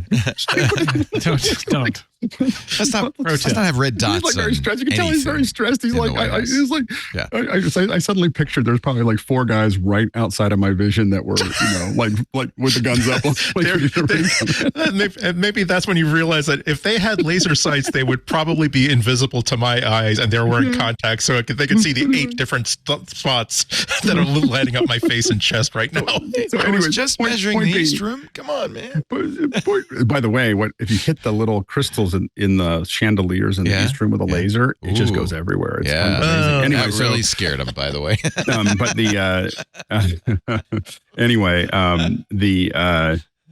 but the point is that I've been in a lot of those situations where something happened very simple, and then everyone makes up all these conspiracy theories, and that was probably the most public one.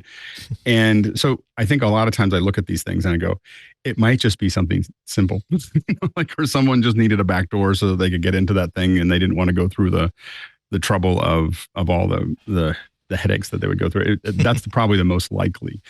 These other things are possible, that it's conspiracy, or that Apple did it, or there was a rogue agent, or all those things. But the most common thing, because it happens all the time, backdoors in software and hardware it's like every piece of hardware and software has push this button, turn this button, turn, like with Sony cameras, there's a menu on the professional cameras.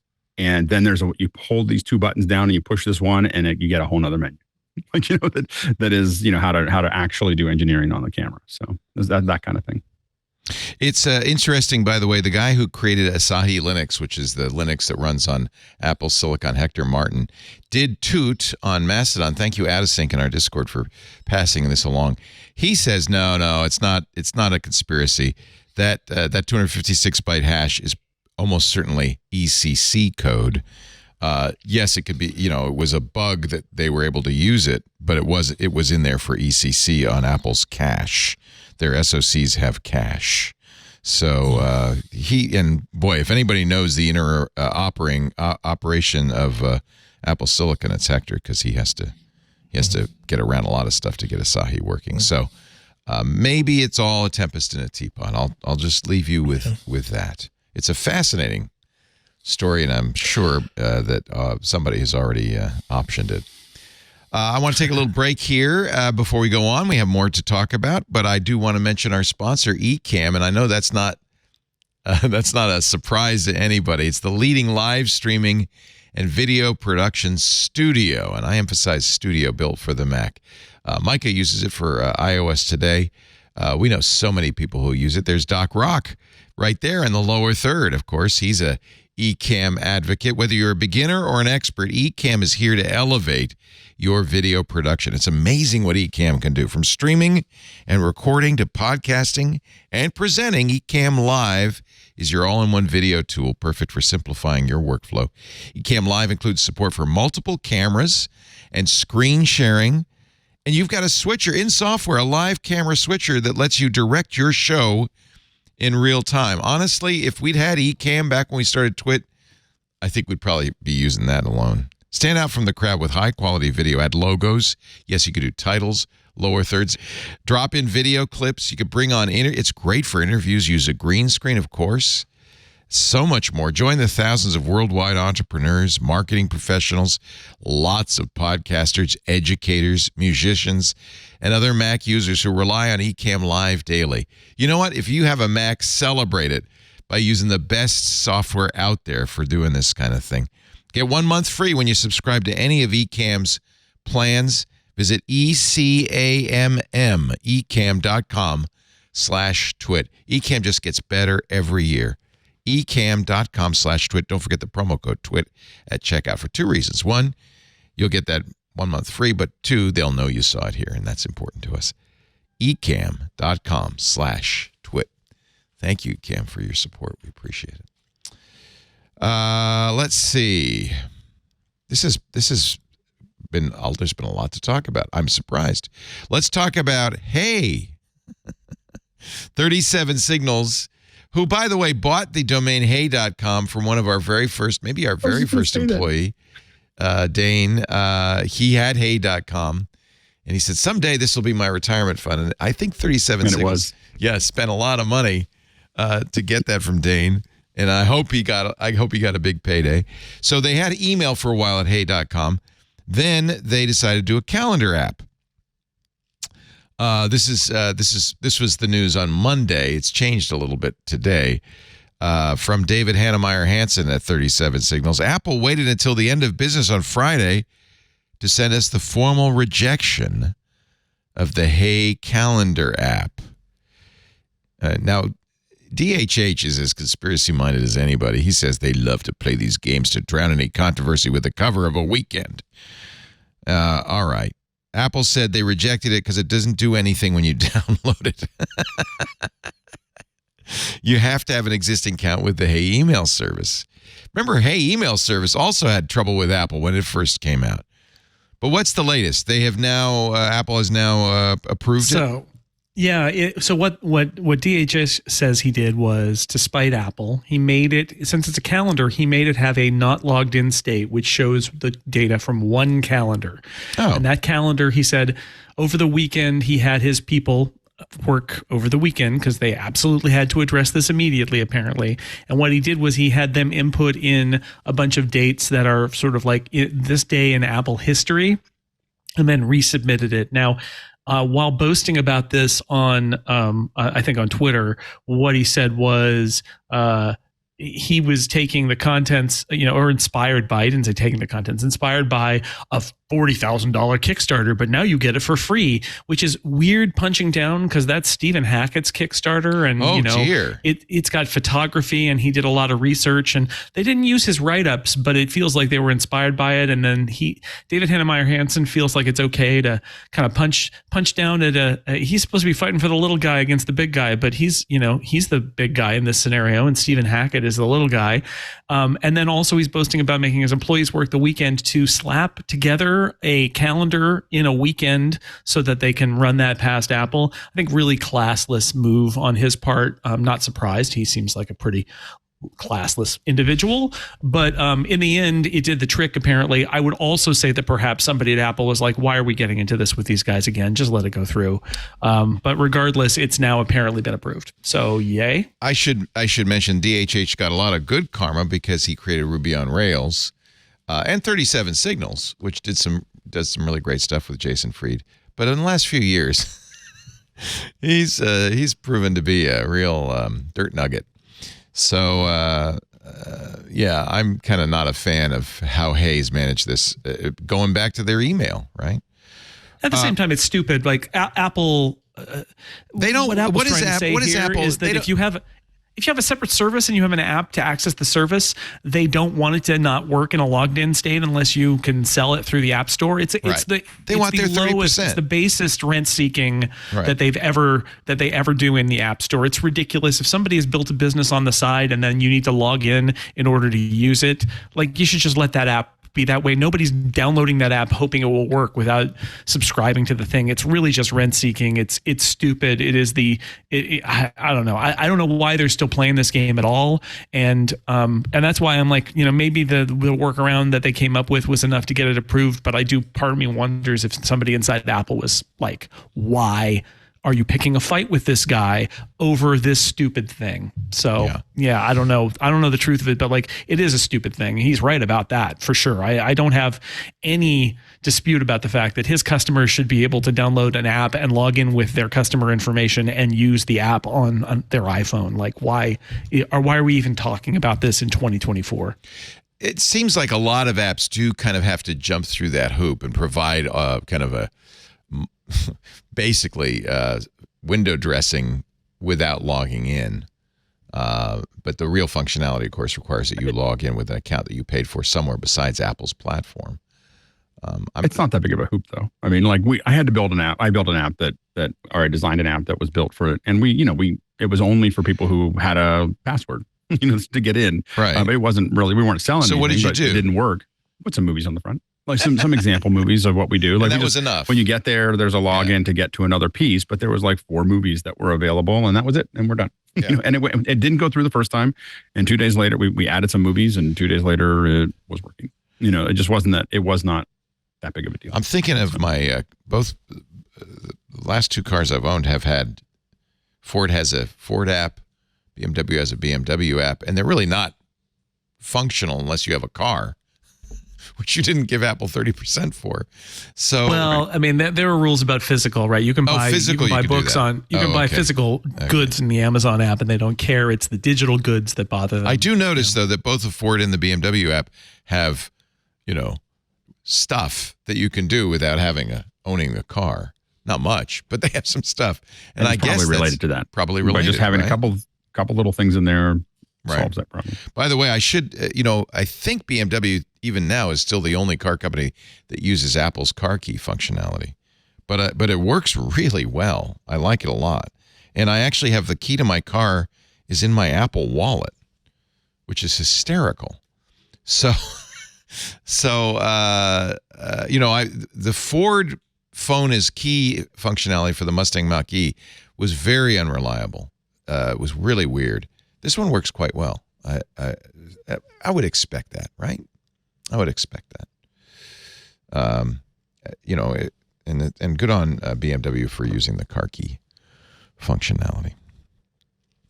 Let's see. Okay, so that's that.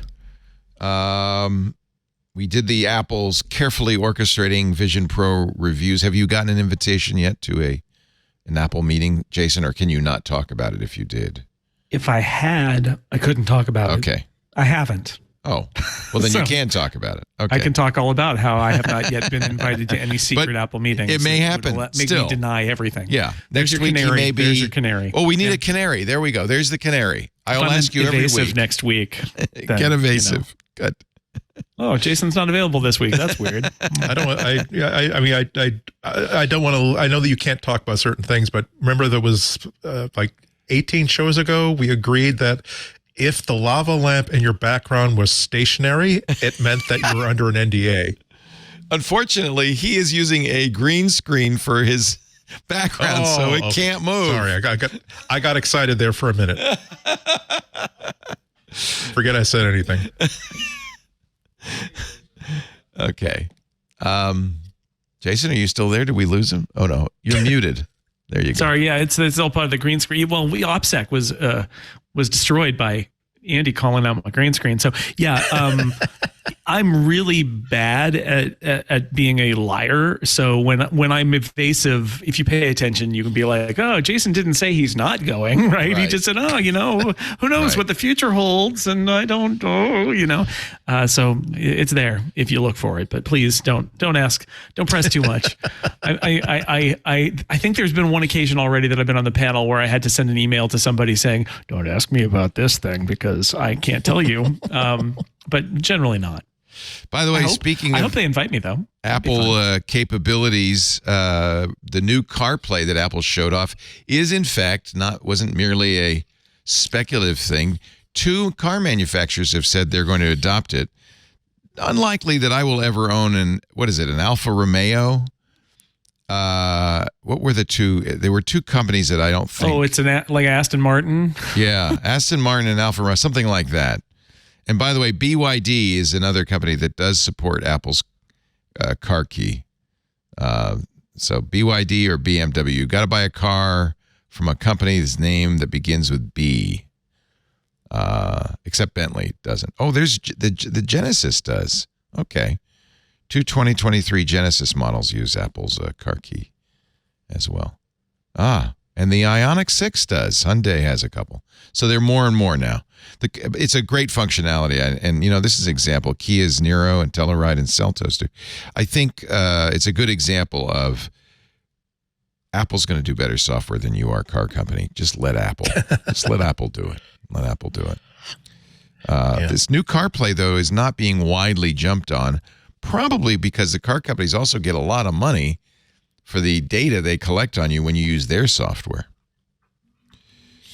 Right? Yeah. Also, I wonder, just even as a point of pride, like part of the design language of the car is in the instrumentation and the dashboard. Are they going to want Apple has shown off, hey, look, we can do the entire glass dashboard with all Apple controlled by AirPlay and Apple software. And again, especially would a high end car company want to say that no, we don't want to let another company, even a design company like Apple, dictate the user interface of our brand. Yeah. It's Aston Martin and Porsche, by the way. Another car. I mean, it's a start. When there's nobody using it or not very many people using it, then it's easy for you to say, no, we don't want to do that. If a certain number of car companies, especially ones similar to yours, start to use it, the problem you get into is that Apple users will go, well, that works better with my phone, and I'm going to go use that car instead. Once they get, for me, I've driven BMWs I don't have a BMW right now, but I used to drive a lot of BMWs. I just keep on buying BMWs, but if it got it's a Mercedes and a BMW, I would probably pick the one that work with my phone. Well, yeah. In fact, in that area, GM's decision not to put CarPlay in their cars, it makes it a non-starter immediately for me, right? Yeah. I gotta have CarPlay. BMW kind of hides the CarPlay. They have their own, nav and interface that they really want you to use. This is what the CarPlay will look like in the. I'm saying this is as a person who's using the aux in on my car right now. So I don't, I have a phone. My phone is attached to the thing, and I just use the phone. I don't really care. Yeah, so. This is what Aston Martin's.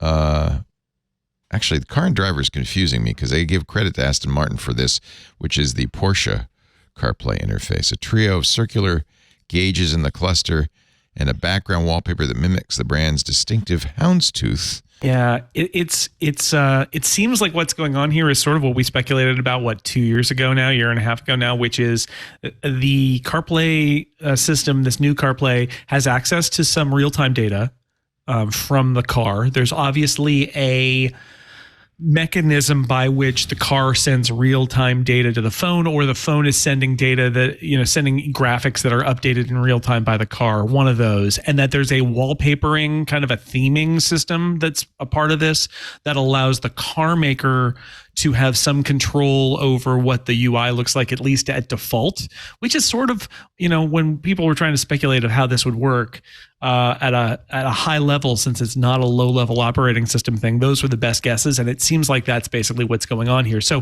for example, your speed is showing in CarPlay, but it's, where is that data coming from? Your CarPlay doesn't normally know that. Well, it's coming from the car, and there's some questions about how often is it refreshed, and if you throw on the brakes, is there a delay? And my guess is not. I don't know the details of how it's actually been implemented, but it's either Apple is handing it to the car and saying, here's the graphic, you draw the text of the speed here in this font that we've agreed on as our font, and this color that we've agreed on as our color, or it's working in real time and it's monitoring a data source that the car is offering and it's updating in real time. But one of those, because there are lots of laws about actual active information in a car being updated in real time, and not having, my computer was a little slow, and so it didn't tell me about this vitally important thing to driving.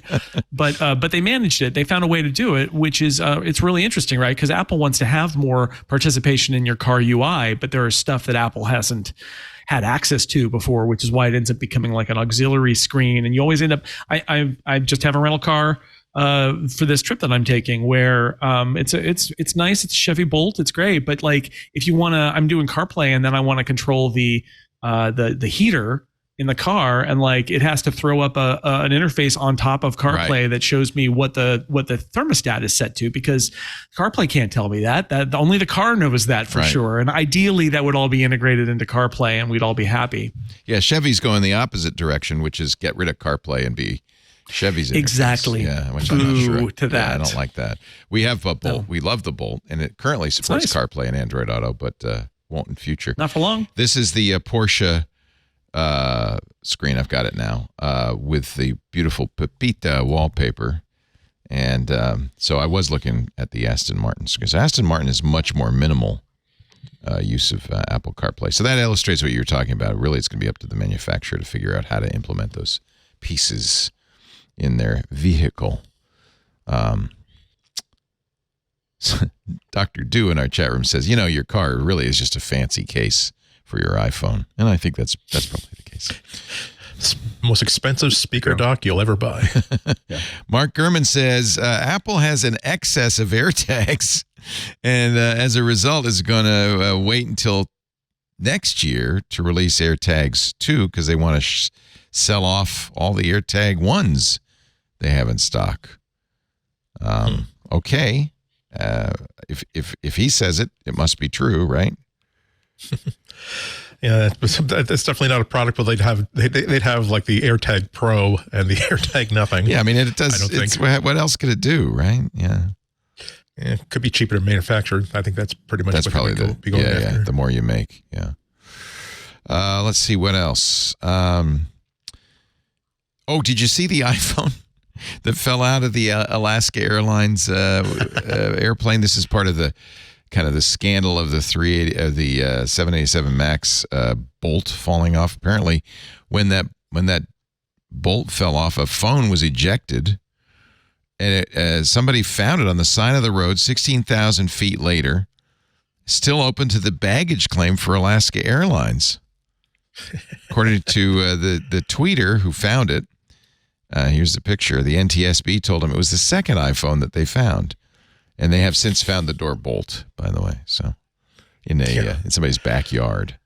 Yeah, the high school science teacher, the door insert thing was in his tree in his backyard. He kind of couldn't believe it, but it's a good story. I mean, nobody died. Thank God. Okay. So we can talk about the lighter stuff. Yeah. Yeah. You know, it's weird because the people who, somebody might well have died if there was anybody sitting next to that door, but unaccountably, those seats were empty. So yeah, the window seat was empty. Yeah. Yeah, it's somebody made a joke too that I thought was a very funny joke that I think it was maybe the guy who found that phone who said, well, it was in airplane mode. So that it works.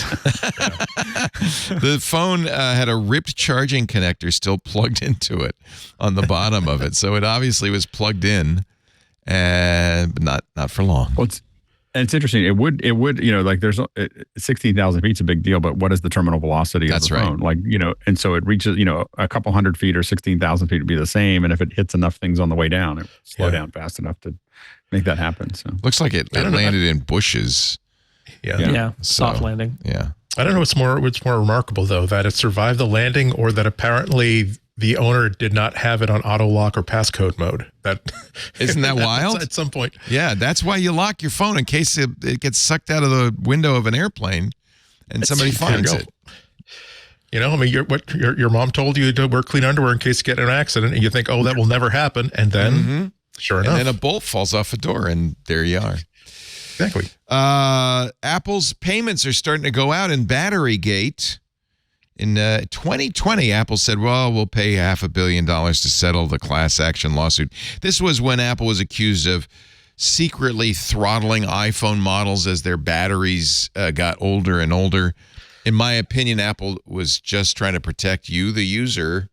But people won their case, and the payouts are going out, and it's kind of surprising. Now, don't get excited, because unless you applied for the payout like months ago, you aren't going to get a check, but it's $92.17 per claim. Yeah, that's like free AirPods, man. Yeah, that's not bad. And really in fact, I didn't sign up for that because I got a lot of phones. I could have. Well, that's it. Yeah, iPhone 6, 6 Plus, 6S, 6S Plus, or SE that ran 10.2.1 or later, iPhone 7 or 7 Plus with iOS 11.2 or later. Unfortunately, you'd had to submit the complaint three plus years ago, October 2020. Yeah. Apple apologized for its lack of transparency. They said we should have told you what we were doing. They kept it as a result of that. They kept the feature, which, as you say, was just Apple trying to protect the user's experience, saying, well, your battery, if it senses that the battery is super, super weak, we're going to try to give you as much battery life as possible by not throttling the processor as much as it would ordinarily. As a result of this, they did what they probably should have done, which is to basically make that a system setting. So if you want to basically have maximum performance at the cost of battery life, go nuts. It's your phone. Go ahead. And they have a nice page where they explain this iPhone battery and performance and how, understanding it and blah, blah, blah, so that, it is not a surprise. Okay. Performance management. And if you have a more recent iPhone, you can read about it there. And you can also see, as you say, Andy, a place to turn off. What is it called? Is it, optimized battery charging? Yeah, optimized battery charging. You might want to turn that off. It says to reduce battery aging, iPhone learns from your daily charging routine, so you can wait to finish charging past 80% till you need to use it. That's what you'd turn off? Is that it? I think it's something else. I don't have it in front of me, though. Yeah. Okay. Yeah. Actually, this is nice because my iPhone doesn't know when I need 100% charge, so I like to tell it. Most of the time, it's there's a lot of really interesting stuff going on in that space right now. Like a lot of devices, not just phones, now have like as to prolong the overall life of the battery. Even when you buy a brand new device, it will only charge up to a certain percent short of the maximum. And sometimes it's like, I'm going to be covering CES all day. I would much rather have an extra 45 minutes to an hour of battery life, no matter what it does to my experience 4 years from now. So it's all about like making sure that the person who uses this phone is aware of what's happening on the device at all times. And Andy, you had a nice footnote to the story. You may if somebody texts you, you're in the Beijing airport and you suddenly get a Winnie the Pooh texted to you, or not texted you, sent to you via AirDrop, you might be worried. Understandably, China says, we cracked AirDrop so we can tell where the Winnie the Pooh came from. But you point out that's probably not what happened. Yeah, this came out, like the story came out yesterday, where there is on the official government webpage from Beijing, like government site, there was a big thing about, hey, here's how like we have basically cracked this sharing feature on the iPhone. And if you dig into it a little bit deeper, clearly the messaging in the article was, hey, remember that nothing you do is private. We can basically make smart choices because you think you're anonymous doesn't mean that the government can't find out what happened.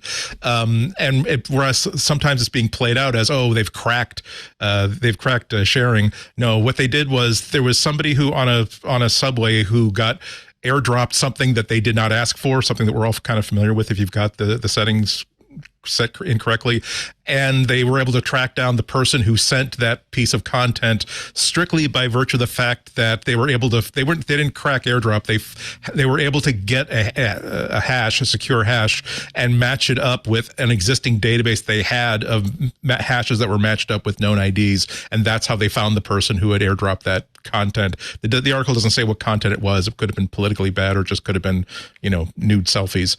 But yeah, it's nothing to worry about unless you, again, live in China, in which case they have a database of hashes. Here is they can match up to you. From the Chinese government press release, a picture of the lab. By the way, it looks like they have those hex lights in the lab. They put completely non-functional, but I wonder if they change colors and shape when somebody sends a Winnie the Pooh. It's just like CSI. Yeah, it's pretty fun. I bet they got purple lasers in there too. There is some purple lighting. This is definitely an interesting lab. Not very big. It's hip. It's a hip lab. It's a hip lab. This is the sample. Obviously not the picture that was actually sent, but that's the sample that was sent. All right. So, I don't know. Apple, in other words, I guess it's important to understand that they haven't cracked AirDrop to be able to identify the sender. Yeah. And also, it's, again, interesting that they decided to, in an official capacity, post that, hey, by the way, don't worry, citizen, we are protecting you by making sure that even when you think you're doing something anonymously, our eyes and our fingers can reach out into your device and have a conversation with you about being a good citizen. And this was the day many, many years ago, 17 years ago, that Scott Bourne and Alex Lindsay and I sat at the Yerba Buena Center watching Steve Jobs reveal. We were hoping it was the iPhone, right, Alex? Remember that Scott was going to make an iPhone vest? Scott had speculated, I think it was Scott had speculated that it was going to be called the iPhone. Nobody really knew at the time. And, of course, Steve said something about a communicator, an internet communicator, phone. What did he say? What were the three things? It's a phone, it's an internet device, and it's an iPod, a video iPod. An iPod. We have three devices that we're showing off. Do you get it? Getting it yet? Yeah. I play it every year this time of year. I don't want to get taken down. Is it safe to play it? I don't even know. I don't know. There's only one way to find out. I don't think it gets taken down anymore. You just get a strike, don't you? You don't get a strike. You I don't want a a strike. That's not a good thing. You get a flag. No one cares about flags. I mean, unless you're trying to make. Anthony says, "Don't do it." We've been told don't do it. Let's not. All right. Poke the bear. Is it a flag or a strike? Because I bet you it's just a flag. It's not a strike, I'm sure. What if I don't turn the sound on? Just do it. I think you're probably okay with the sound. Just don't do it full screen. As you can see here, Steve Jobs is saying. As you can see, he's saying a phone, an internet device, a breakthrough internet communication device, a widescreen iPod, and a telephone. And then, are you getting it yet? Yeah. And I remember the audience was getting more and more agitated. I remember Scott was getting really agitated. And then Steve finally says, "Are you getting it? It's all three in one." And the audience goes, Yeah. And and there's the announcement. It's an iPhone, and Scott said, "I win the bet." Yeah. And it wasn't a big surprise. There's been like the most rampant, rabid like rumors for the past year that they were working on a phone. I don't think anybody was expecting it to be exactly like that, given the status of even the really good smartphones that are out there right now. But this is why there's so much energy in the room, because they knew that something was going on. The story was the engineers at Google who had working on the first Android phone were watching them, and they went, and back to the drawing board quickly. Yeah. So we're not going to make. I guess we're not going to be stealing from BlackBerry. We're going to be stealing from somebody else. Yes. Well, and I think that all the articles were like about the rumors were all like, well, Apple's going to learn its lesson. Like it thinks it can do phones, and it can't do. Like just going to walk in. This is a big, dangerous world out there, the cell phone world. Oh, remember Steve Ballmer mocking it, laughing at it? Can I play that for the iPhone? That's called hubris. He said also, keep in mind the reaction to the iPod, and everybody scoffed at that too. You'd think people could have learned a lesson from that. They didn't. They didn't. Well, to be fair, or excuse me, I'm sorry, to be a little bit lenient, realize that a lot fully subsidized with a plan. I said that is the most expensive phone in the world. And it doesn't appeal to business customers because it doesn't have a keyboard, which makes it not a very good email machine. Now, it may sell very well or not. We have our strategy. We've got great mobile devices. Okay, we'll just stop there. Their strategy, it may obviously, sell very well or not. I don't know. Yeah, but you know what? And Paul Thurrott will always say this. Ballmer was right. It was too expensive because the price was dropped very, very quickly, right? Yeah, I'm sure that short price drop was really what he was worried about, and then he was going to be and not the keyboard and the. There was a lot of reason for people to be skeptical, because Steve Ballmer was making some points that even like a not really great smartphone in 2006 could absolutely kick the iPhones, but in terms of basic features like again, it didn't have cut, copy, and paste. It was a slow modem. It didn't have the enterprise features that if you're buying them in bulks of 100 for your company.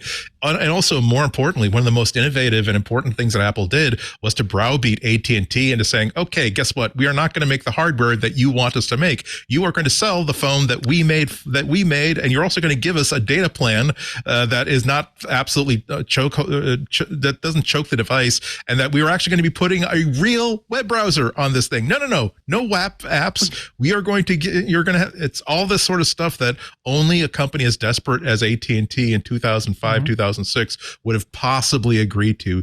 So there was a lot of short-sightedness, but there was reason for a certain amount of speculation. I'm not saying that skepticism wasn't merited. I'm saying after Apple did what they did with the iPod, where everybody laughed at it and then got called on the carpet later because it was a huge hit, that maybe a little restraint might have been in order, because what if they did it again, right? And Ballmer's tone there, he's laughing, and the BlackBerry guys were laughing, and that was the end of BlackBerry. I know he is, but there are moments where you could have a little restraint, and there wasn't. Notice, by the way, I have not laughed out loud at the Vision Pro.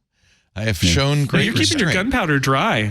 You'll wait for your moment for the coup de grace. I have no doubt. You made fun of the watch. I wasn't. I didn't make fun of it, but I said, "Look, who wants this?" It was a sidecar for the phone. Do you think I made fun of it? I actually mocked it. No, I said you didn't make fun of it, but I'm saying a lot of people were making fun of the watch, and I own one. I'm very happy. And the Yeah. first watch was not that useful.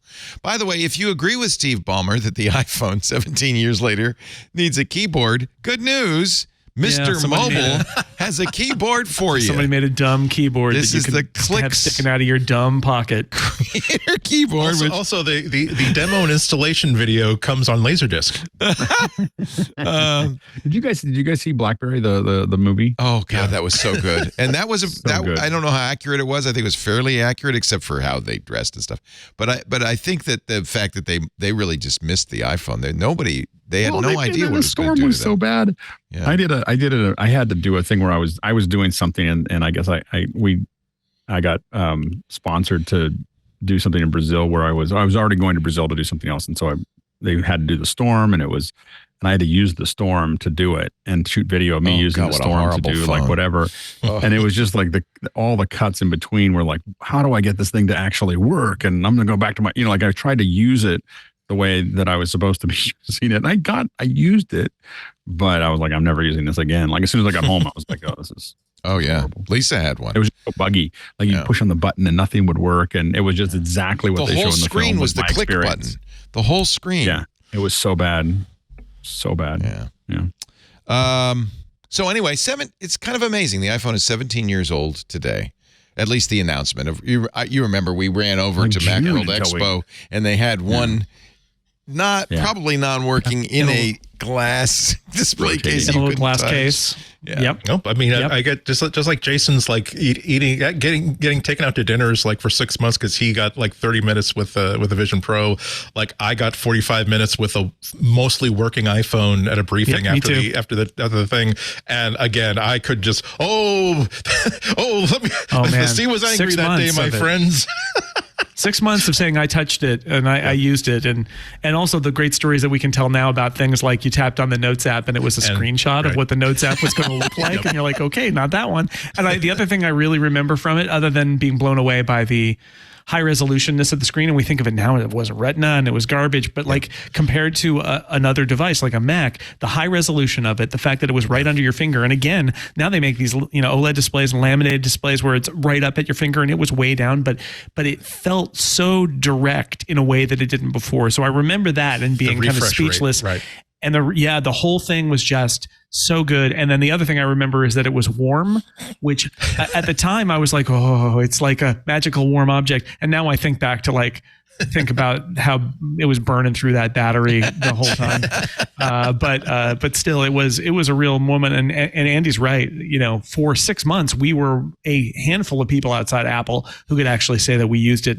And boy, that's nice when that happens. And it really did create an era. I mean, it changed the world in ways. Absolutely. I would argue the technology industry's most important product category in its history is the smartphone, right? And I don't think in our lifetimes we will ever see a category like smartphones, not just saying the iPhone, but like all the fact that so quickly everybody on the planet now has a supercomputer in their pocket connected to a global high-speed network. Right. Like that happened that was obvious. overnight. Right. And it happened overnight. And, a lot of things we think about, they might happen. Sometimes you see things where everybody's thinking about the same thing at the same time. And eventually it just popped, like the car or the plane, or radio. Those things were things that a lot of people were thinking about all at the same time. It was all around the world. This one, I mean, people were using phones, but because it had become so gradual, there was so much already existing weight of where phones were that without someone just sticking a spike into it, it was probably going to continue that way for quite some time before you got away from the BlackBerry and the Nokias, and that full screen thing was not something that was really a thing until Apple made it a thing. Yeah. I mean, even if we put the qualifier that smartphones existed before the iPhone, productivity devices as smartphones existed before the iPhone, phones with app stores, 3G, cut, copy, and paste that were worked with Microsoft Exchange, and was very. I mean, I still have very fond memories of the couple of phones that I used before the iPhone. However, we went from every phone having a bunch of interpretations of what the software should be like, a bunch of interpretations about what the hardware should look like. Yes, the BlackBerry model was one model, but there were flip phones, there were still candy bar phones, there's still other interpretations. But then, boom, right after this spike was put into the ground, every phone was a sheet of glass as small and compact as it could possibly be. And that wasn't because Apple screwed up the first iPhone. It wasn't because the first iPhone was only 2G and did not have cut, copy, and paste. It's because it proves that, and this might be instructional for the Vision Pro, people are willing to forego and overlook limitations if they get that kind of basic, when your spidey sense goes off in the back of your head. That's what happened when I used the iPhone for the first time. That tingling sensation from my neck all the way up to my scalp that said, this is right. I don't know. I'm not going to review something that is clearly 4 months away from being introduced, let alone being a version 1.0. But there's something that is fundamentally and manifestly right about what they're doing here. And I'm on board. So Vision Pro, if it produces that same sort of effect in the first 30 minutes to 45 minutes, people are willing to wait a couple years for it to become more practical. That the Vision Pro is the Newton. And by the way, I have somewhere, I can't find it, but there's a video of me on KSFO back in whatever that was. When was it? 1995, 96, when the Newton came out, saying if you just could connect this to the internet, and make it a little bit smaller. The Newton was so close to what the iPhone eventually became, and the lessons Apple learned from the Newton definitely communicated to the iPhone. The Newton was the reason Apple invested in ARM and created, in effect, ARM, and the ARM processor was for the Newton. True. That's, of course, what made the iPhone possible, and still today makes Apple Silicon possible. So I think if you want to look at the history of the iPhone, I don't think that the Vision Pro is iPhone 1 so much as Newton. I think again, that's like I said before, that's a danger, particularly if you extend that metaphor to Palm, saying that, hey, that's the great $800 device you have that's way too big and is not really very practical. We're going to take all the good ideas from this, take away all the bad ideas, and basically make you obsolete. Yeah, I think that the only difference is that Apple wasn't the largest company in the world, or roughly the largest company in the world when they did. That's a good point. There's a level of brute force that Apple has that doesn't exist for other companies. In the one of the things that I was talking about, the fact that companies will see Microsoft competing with them somewhere, and Apple did this in the 90s where Apple wanted to be the Microsoft against Microsoft. I got lots of different products and we've got all these things, and they were trying to out Microsoft. And I was like, you should never do that because they're really big. They have, they're really what works for them is not what works for you anymore. They can't do what you do, but you can't, you got to find out what you do well and stop trying to go head to head with them because they're way too big, especially competing with Office or 365. That's a horrible idea, and so in that sense, Apple's playing a game that only they and maybe 5 other companies in the world can play, and they have spent 10 years playing it, and they are going to spend 10 more years playing it. Yeah. So remember that the Newton was the pet project of Darth Scully. Steve Jobs' sworn enemy. And if it had been a project that Steve himself had been backing, had been talked into, had been really felt behind, who knows, within 3, 4, 5 years, it could have been the pocket-sized thing with built-in mobile broadband, and we would now be using an evolution of the Newton message pad instead of an iPhone, for good or for better. I hope that they don't take this down, but here is Jason Snell and Leo Laporte at Macworld 2007. Right? But it's not there, and they haven't talked about that yet. And I don't know. Somewhere in here, I'm sure we talk about the iPhone. What they told us today. I don't know, but this is you, by the way. This is the dining out portion, Jason. So it just shows how complicated a product like this could be. And until we dig into it, until really we all get our hands on them, we're not going to know. But I got to give them credit for taking the shot and saying like they did with the iPod. Look, there are phones out there, just like there were MP3 players out there. They're not any good, and we're going to do something that's totally different and that we think is actually going to be much easier to use. Good for them. That is Apple's DNA right there. Right. We haven't changed much over the years, have we, Jason? Still the uncynical, fresh-faced young punks. Jason Snell. That's actually MacBreak 40, giving you some idea of how long we've been doing this thing.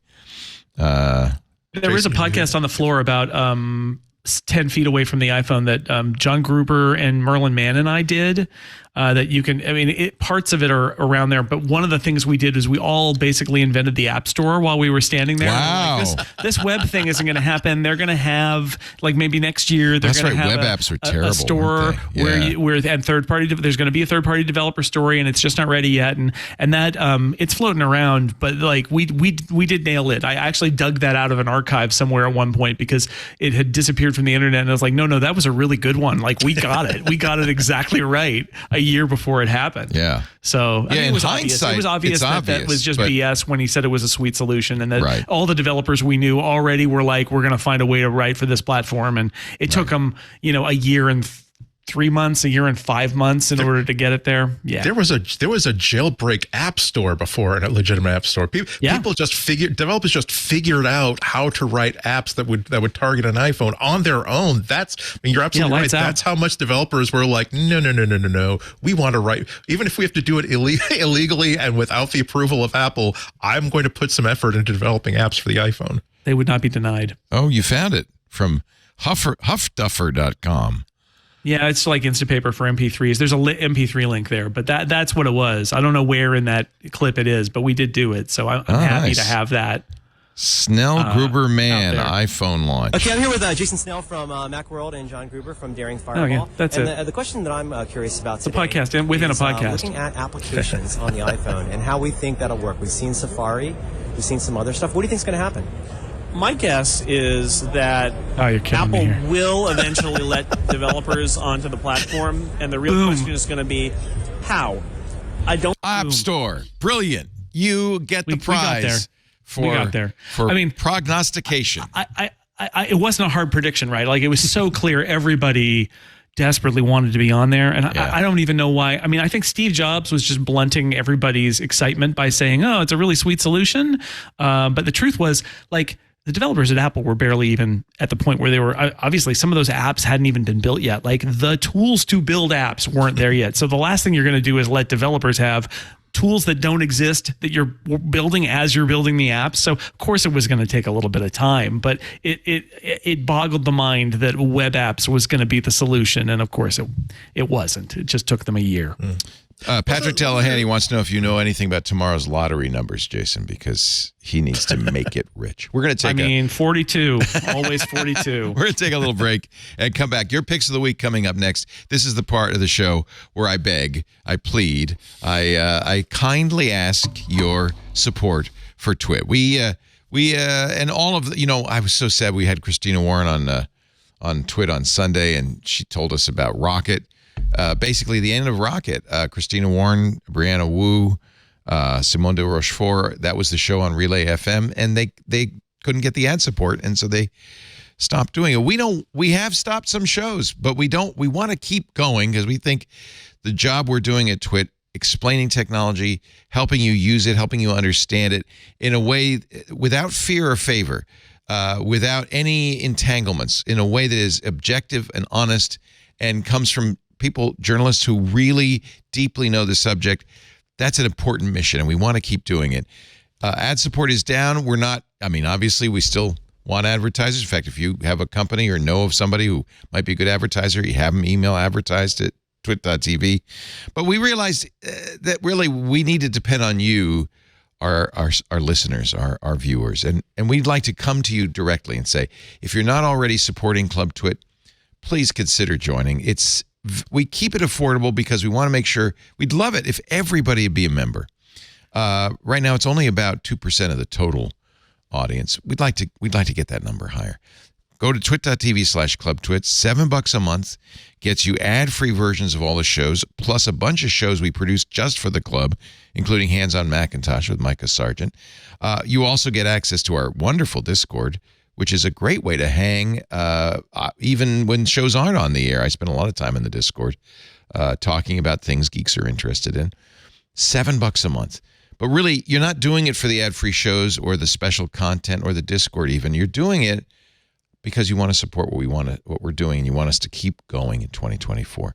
And we do need that support. Twit.tv/clubtwit. Thanks to all of the new members, by the way, who don't won't be hearing that ad, but thank you to our new Club Twit members. We've really, the response has been phenomenal, and thank you. I'm very hopeful for the future, thanks to all of you joining Club Twit. Now, in just a moment, your picks of the week. Let's kick things off with Andy Anatko's pick of the week. Andy? Oh, did I surprise you? I didn't mean to jump you. Are you ready? He doesn't hear us? Hello? Huh? Your turn, Andy. Sorry. Yes, sorry about that. I was giving my ear holes a rest. As they certainly deserve, but we're almost done now. And here, my pick is an app that I've been looking for a long time. It's called PhotoSweeper X, and it's there to find duplicate photos in your iPhone, in your Apple photo library, on a disk, in a folder, whatever. And now you would think this is a simple thing because, yes, if you can find, there are a lot of utilities that will find two matching files, but photos are a different thing. Like I'll give you this specific example and why I was looking for this app so much. For the past 5, 6, 7, 8, however many years, every time I find a piece of art that I really, really like, I will right click and save it and upload it to Google Photos. And it basically, in addition to being my collection of point paintings and illustrations I really like, it also feeds all the screensavers on all the screens in my house. And what happens is that I'll find a copy of an image I like that I know I already have, but maybe this one I've come across is way higher resolution than the one I found before, or maybe I've forgotten that I already have it, and as a result I have a lot of duplicates in this collection. So the great thing about PhotoSweeper is that, yes, you can tell it to only find absolutely identical files, but you can also say, find images that are just similar to each other. And there's even a slider so you can define how similar these two things are. I like this series of shots feature where you could say, what's the maximum time gap? And because there's a lot of burst photos that are really exactly the same. Yeah, exactly. It really lets you fine tune how you do it. My use case is, again, I've got 3 copies of the Mona Lisa. Some of them are slower resolution, some of them are higher resolution. It will find the matches and also easily let you evaluate which one you want to keep and delete the ones you want to get rid of. But you can also do things like you have a burst, like you said, you have a burst of photos. You can say treat photos that were taken within seconds of each other as being similar to each other, or even if you have even have that turned off, if you just simply have a bunch of photos of the same stage where your kid was having their summer concert at school, it will find that, these are the same these are similar pictures of the same stage. I'm going to say that these are similar photos. And again, if it's not doing the right job for you, you can simply adjust the sliders and say, no, be more precise or be less precise. So for pretty much any task that involves comparing pictures and keeping some and getting rid of others, I don't know an app that works better than this. And it's super fast. I have 3,000 or 4,000 of these photos that I've downloaded. I backed up Google Photos so I can do this job myself, and went through every one of those photos in less than a couple of minutes, and it just burns all the way through it. And also you can download it. It's $10, which is cheap for this sort of task, I think. But also you can download a full working demo that will do everything. The only limitation that I've encountered with it is that the demo mode, which you have about a month to use, it limits you to deleting only 10 images, which is more than fair. So you can absolutely see, here's what it will do to your folder of 4,000 images, Andy. And that's enticing enough to just maybe make me click buy. Yes, please help me with this problem, because it's kind of, I feel really embarrassed when Google Photos, the Google TV, when it does this screenshot, this screensaver mode, which I pointed to this Google Photos library, if it's a portrait orientation, it will put 2 side by side, and the algorithm and Google in the screensaver looks for photos that will complement each other, and every time it shows me 2 copies of the same photo, I feel as though I have failed as a curator of an art collection. And so and there's somewhere I've got 6 or 7 copies, because like I said, I've been doing this for 8 or 9 years. Let me tell you that if that's the sub pick of the week, the greatest gift you can give to yourself is every time you see an image that makes you happy, right click, save it, because it seems like nothing for the first couple of months, but now sometimes when I'm, in a mood, I will just look at this collection of art. And just the other day, I happened to notice that, wow, I really seem to like this artist that I've never heard of, but it seems to have, over the years, I've saved like 6 examples of this person's art. Yeah. And then last night I wound up on a rat hole that's basically learning about this artist, and oh my God, he was super prolific, and oh my God, I love this guy's art. And now I uploaded another 100 of his pictures that I collected. This Manet is really interesting because of the mirror in the back. It seems like a simple painting, but when you start to realize what's going on, it's actually fascinating. It's kind of that Manet is kind of interesting because optically it's impossible because you are in the position of that you're the guy clearly looking at the barmaid and it shows you your reflection in the mirror behind the bar. You're this guy. I mean, Manet, I've been reading about him because I wanted to go to the Met exhibit about him, but I didn't notice things about his style until they were pointed out to me that, again, they make no sense proportionally. Oftentimes, they make no sense in terms of depth of field. And if you knew about the culture at the time, it makes no sense that this person is wearing essentially loungewear while picnicking outside by a lake. Yeah, that's a hysterical one. And that's part of why so many people were freaked out by him. Oh my God, this guy is an idiot. He's an idiot. Photo Sweeper is the pick from Overmax, overmacs.com. And I just saved a note to get that because this is a great idea. And we all exactly as you wanted to. Yeah, right. We all have so many of these images. And now that really, I think in some ways my iPhone camera is my diary because you take pictures of everything and it's really kind of cool. So there's so many pictures, so many. Yeah. Thank you, Andy. Alex Lindsay, pick of the week. So we actually interviewed Vienna Tran, Dr. Vienna Tran, on graymatter.show a while ago, and she's been a longtime member of Office Hours, and she's out of Australia, and just a super smart person. And she put together this great little card set. Oh. Someone said, Vienna really released the solar system card set. She's studying to basically be a medical doctor in space. So what? So she's going to do it too. I mean, so she's so super smart and very driven, and she put this together. So this is what this is what it looks like. Someone said, Vienna released this solar system thing, and I was like, what? And so this looks like the old. I don't remember the Chronicle Books things where they had like little cards. So you pop it open, and it's got these little cards that you can kind of look at it. It's got little explanations on the back of them here. And so this one's, I think, about the moon, I think. And anyway, it's got lots of these little cards in it. And I love this.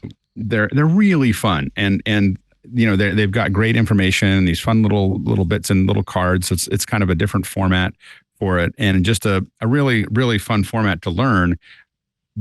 I feel like they should be in every classroom. They should be, if you're just just having them lay around, because they've got like a little bit of information on the back that you read through, and it's just a fun format to learn things about the solar system and everything else. And I just thought I love this format. I used to love the Chronicle Books. My training when I used to be on screensavers, I used to always do I don't even know if Leo knew what I did. How I funded a company with it. And so I would do the 3-minute thing for, I would design 3 minutes of content, and because I knew it would take 7 minutes to do it with Leo, because he would ask questions and we'd talk back and forth. I learned to do that. At first I did 7 minutes, and then I had to talk really fast. And so I learned to talk slower and just do 3.5 minutes. But I would make a 20-minute video that I put on the website that you had to give me an email to get to. And so I'd always say, there's a longer version on the website. And that it came with a 20-minute version, and then it came with a PDF. And the PDF was exactly this format, roughly 9 by 16. I didn't do it because I thought of vertical video would be a thing. I just did it because I liked Chronicle Books little cards. But those are tutorials, and that's how. You think I did? You think I didn't know that's what you were doing? I knew that's what you were doing. I was very happy that that's what you were doing. It was great. I spent, but basically Monday through Wednesday afternoon, all I worked on was that tutorial. Yeah. No, in fact, we would send people to the long form tutorial every single time. Yeah. No, I love that. A, you added great value added, and B, we weren't paying you, so I'm glad you were able to get something out of it. I got a lot out of it. Yeah, good. I'm so glad to hear that. We would get 1,000. Like when you think about broadcast, people say, "Oh, broadcast is going away." I just remember On Tech TV, I was getting 1,000 emails a week. Wow. Would come in that would sign up for that.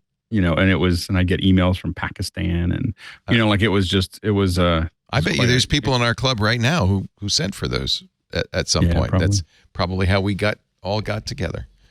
Yeah. The Solar System, an illustrated guide to our home in space, a novelty book, says Amazon, by Dr. Vienna Trena. So good, though. As you can see, I just bought it because that's really cool. Yeah. Jason Snell, pick of the week. Yes, sir. One of my favorite Mac utilities for a while now is something called SwiftBar. I've talked about it on the show before. It went to version 2.0. It is a free open source app. And what's great about it is it lets you put anything you want in your menu bar. It works with plugins, but the plugins can be anything that does output. So, for example, I have Perl scripts, Python scripts, shell scripts, PHP scripts, whatever you want. I've got my weather station data, and it looks at my forecast on Apple Weather, and it puts it together in a drop-down menu, and you can control what's in the menu bar and what happens when you drop down, and you can put SF symbols, and you can put graphics, and you can do all this stuff. It's really incredibly powerful. Version 2.0 lets you go further. It's got native shortcuts support, so you can also have it run a shortcut every so often and put the result of the shortcut in the menu bar. It's got something called ephemeral plugins, which means if you're running a script or something, you can actually or a shortcut even, you can have it pop up a thing in the menu bar as a status report, and then it goes away. It's it's not actually being fed constantly by a script. It's temporary. It's ephemeral. It's just there to say, oh, I'm doing this task, and it's task 1, and then it's part 2, and now it's done, and then it goes away. Just really clever stuff. It's got some support for light mode and dark mode images and a bunch of other things that I'm happy that the project, because it's an open source project, the project leader finally kind of cleaned it up and got a bunch of features he's been working on out the door and has declared it a 2.0. It's completely free. And what I love about it is if you can script in something that provides output, you can put it in your Mac's menu bar. So you don't need to find an app that does X. You can do it if you have any skill in any of these areas. And it doesn't matter what language you use, as long as there's output from it, especially now that it handles shortcuts as well. As long as there's output, and you can say, run this every 5 minutes and put the output in the menu bar, and it just does it. It's a great utility. I wouldn't live without it. Use it all the time. And I love just the accessibility of it. The fact that, if you can script in anything, you can write a menu bar app essentially for your Mac. It's pretty awesome. Really neat. SwiftBar. You've mentioned it before, and I keep making a point of getting it and never. It's free. Never SwiftBar.app. Yeah. If there's ever been a bee in your bonnet about something you wish you could just have in your menu bar all the time, it'll do there. And it comes with, there are plugins that you can get for it for free that are things like the current song playing or whatever. But like I said, I use it for weather stuff. I use it for how many people are listening to the live stream of my podcast. I have a little plugin that does that. When it's live, it pops up and shows me how many people are listening. All that, as long as you can script it somewhere, you can make that thing live in your menu bar, which I love. I think that's a really great, because the Mac menu bar is like a special place that it's one of the great things about being a Mac user is having that menu bar, and it's always there for glanceable information. So it's it's like before there were widgets, there was the menu bar, and it's still there, and it's still great. And there's an article you can read about it from a couple of years ago, but still. Yeah, the screenshots. I mean, if you want to see what it looks like in your menu bar, I have some examples there. But basically, it's just stuff you can put, literally anything you can think of, you could put in. And you're no longer listening to Husker Du, I'm sure, but it's good. I was at one. I mean, I still do enjoy that, but I don't actually use that plugin. That was for a friend who wanted the artist in the song for every track, and it seems that's a lot for me. That's a lot to put in your menu bar. My friend Anthony wanted that plugin, so I kind of took an existing plugin and hacked it for That's him. kind of cool. There's a lot of things you can do. Right. Yeah. I mean, my weather one is pulling from multiple sources because I control it, so I can have it look at my weather station and Apple Weather for the forecast, and I can have it look at my Purple Air monitor for the for the air quality, and if the air quality isn't good, it puts up an icon and says the air quality has gotten bad. And I was able to build exactly what I wanted for myself instead of taking a bunch of different stuff off of the shelf with different apps and doing it. So, and it's in Homebrew, so you can install it directly through Brew.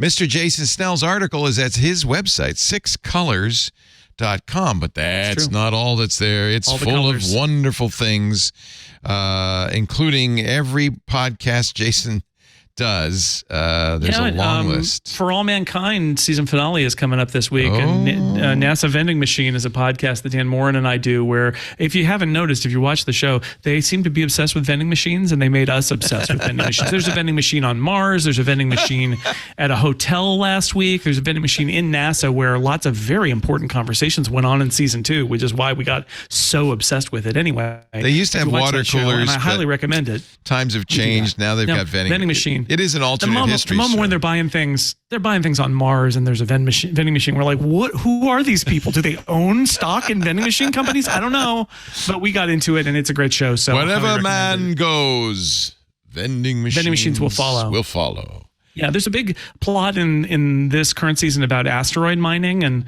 I'm so deep down in it now that I'm like, what is an asteroid but a giant vending machine? full of ice and metals, gold. full of iridium and iron and gold and other things. Yeah, exactly. Just Jason, a space vending machine. Love you, dude. Keep going with all the good man. stuff. It's 6colors.com. Are you be home next week, or will you go on to Cupertino? Yeah, unless Cupertino calls, I'll be at home next week. Okay. Wink. Nudge, nudge. Thank you so much. Great to see you. Thank you, Andy Anako. When are you going to be on GBH next? Next Thursday, 12:35 p.m. Go to wgbhnews.org to listen to it live or later. And Jason, can I I'm pitching you as a guest on that podcast. My immediate theory is that because vending machines are like a cash business, perhaps that's how like space organized crime does their money laundering observations. Andy, if you haven't seen season 4, that is exactly what goes on in season 4. There is a black market on Mars. There you go. And there is script that is used because they're paying them like they're oil rig workers, and it's really quite interesting and clever. So but once the show is over, we're going to have to pivot. Is there gambling or meth? Because that would be exactly there's moonshine. how. There's gambling and moonshine on Mars. Of course there is. Anyway, Space Joe Kennedy is probably operating a laundromat. There's a character named Ilya who is very much that guy. And when the show is over, we're going to pivot to just being about vending machines. So love it. Get ready for that. Excellent. I bet that's a deep subject, actually. I bet there's probably a lot is. And then related, right, like automats and things like that too. I remember when I was a kid, we don't want to get too close to the truth. There used to be an apple vending machine next to the barber shop at Brown University, and I would always get a nice cold apple from the Apple vending machine. I can't believe that even existed. Even in the 60s, I can't believe that existed. Mr. Alex Lindsay, officehours.global is the place to find him when he's not wearing his work hat. And you got lots of good stuff going on there.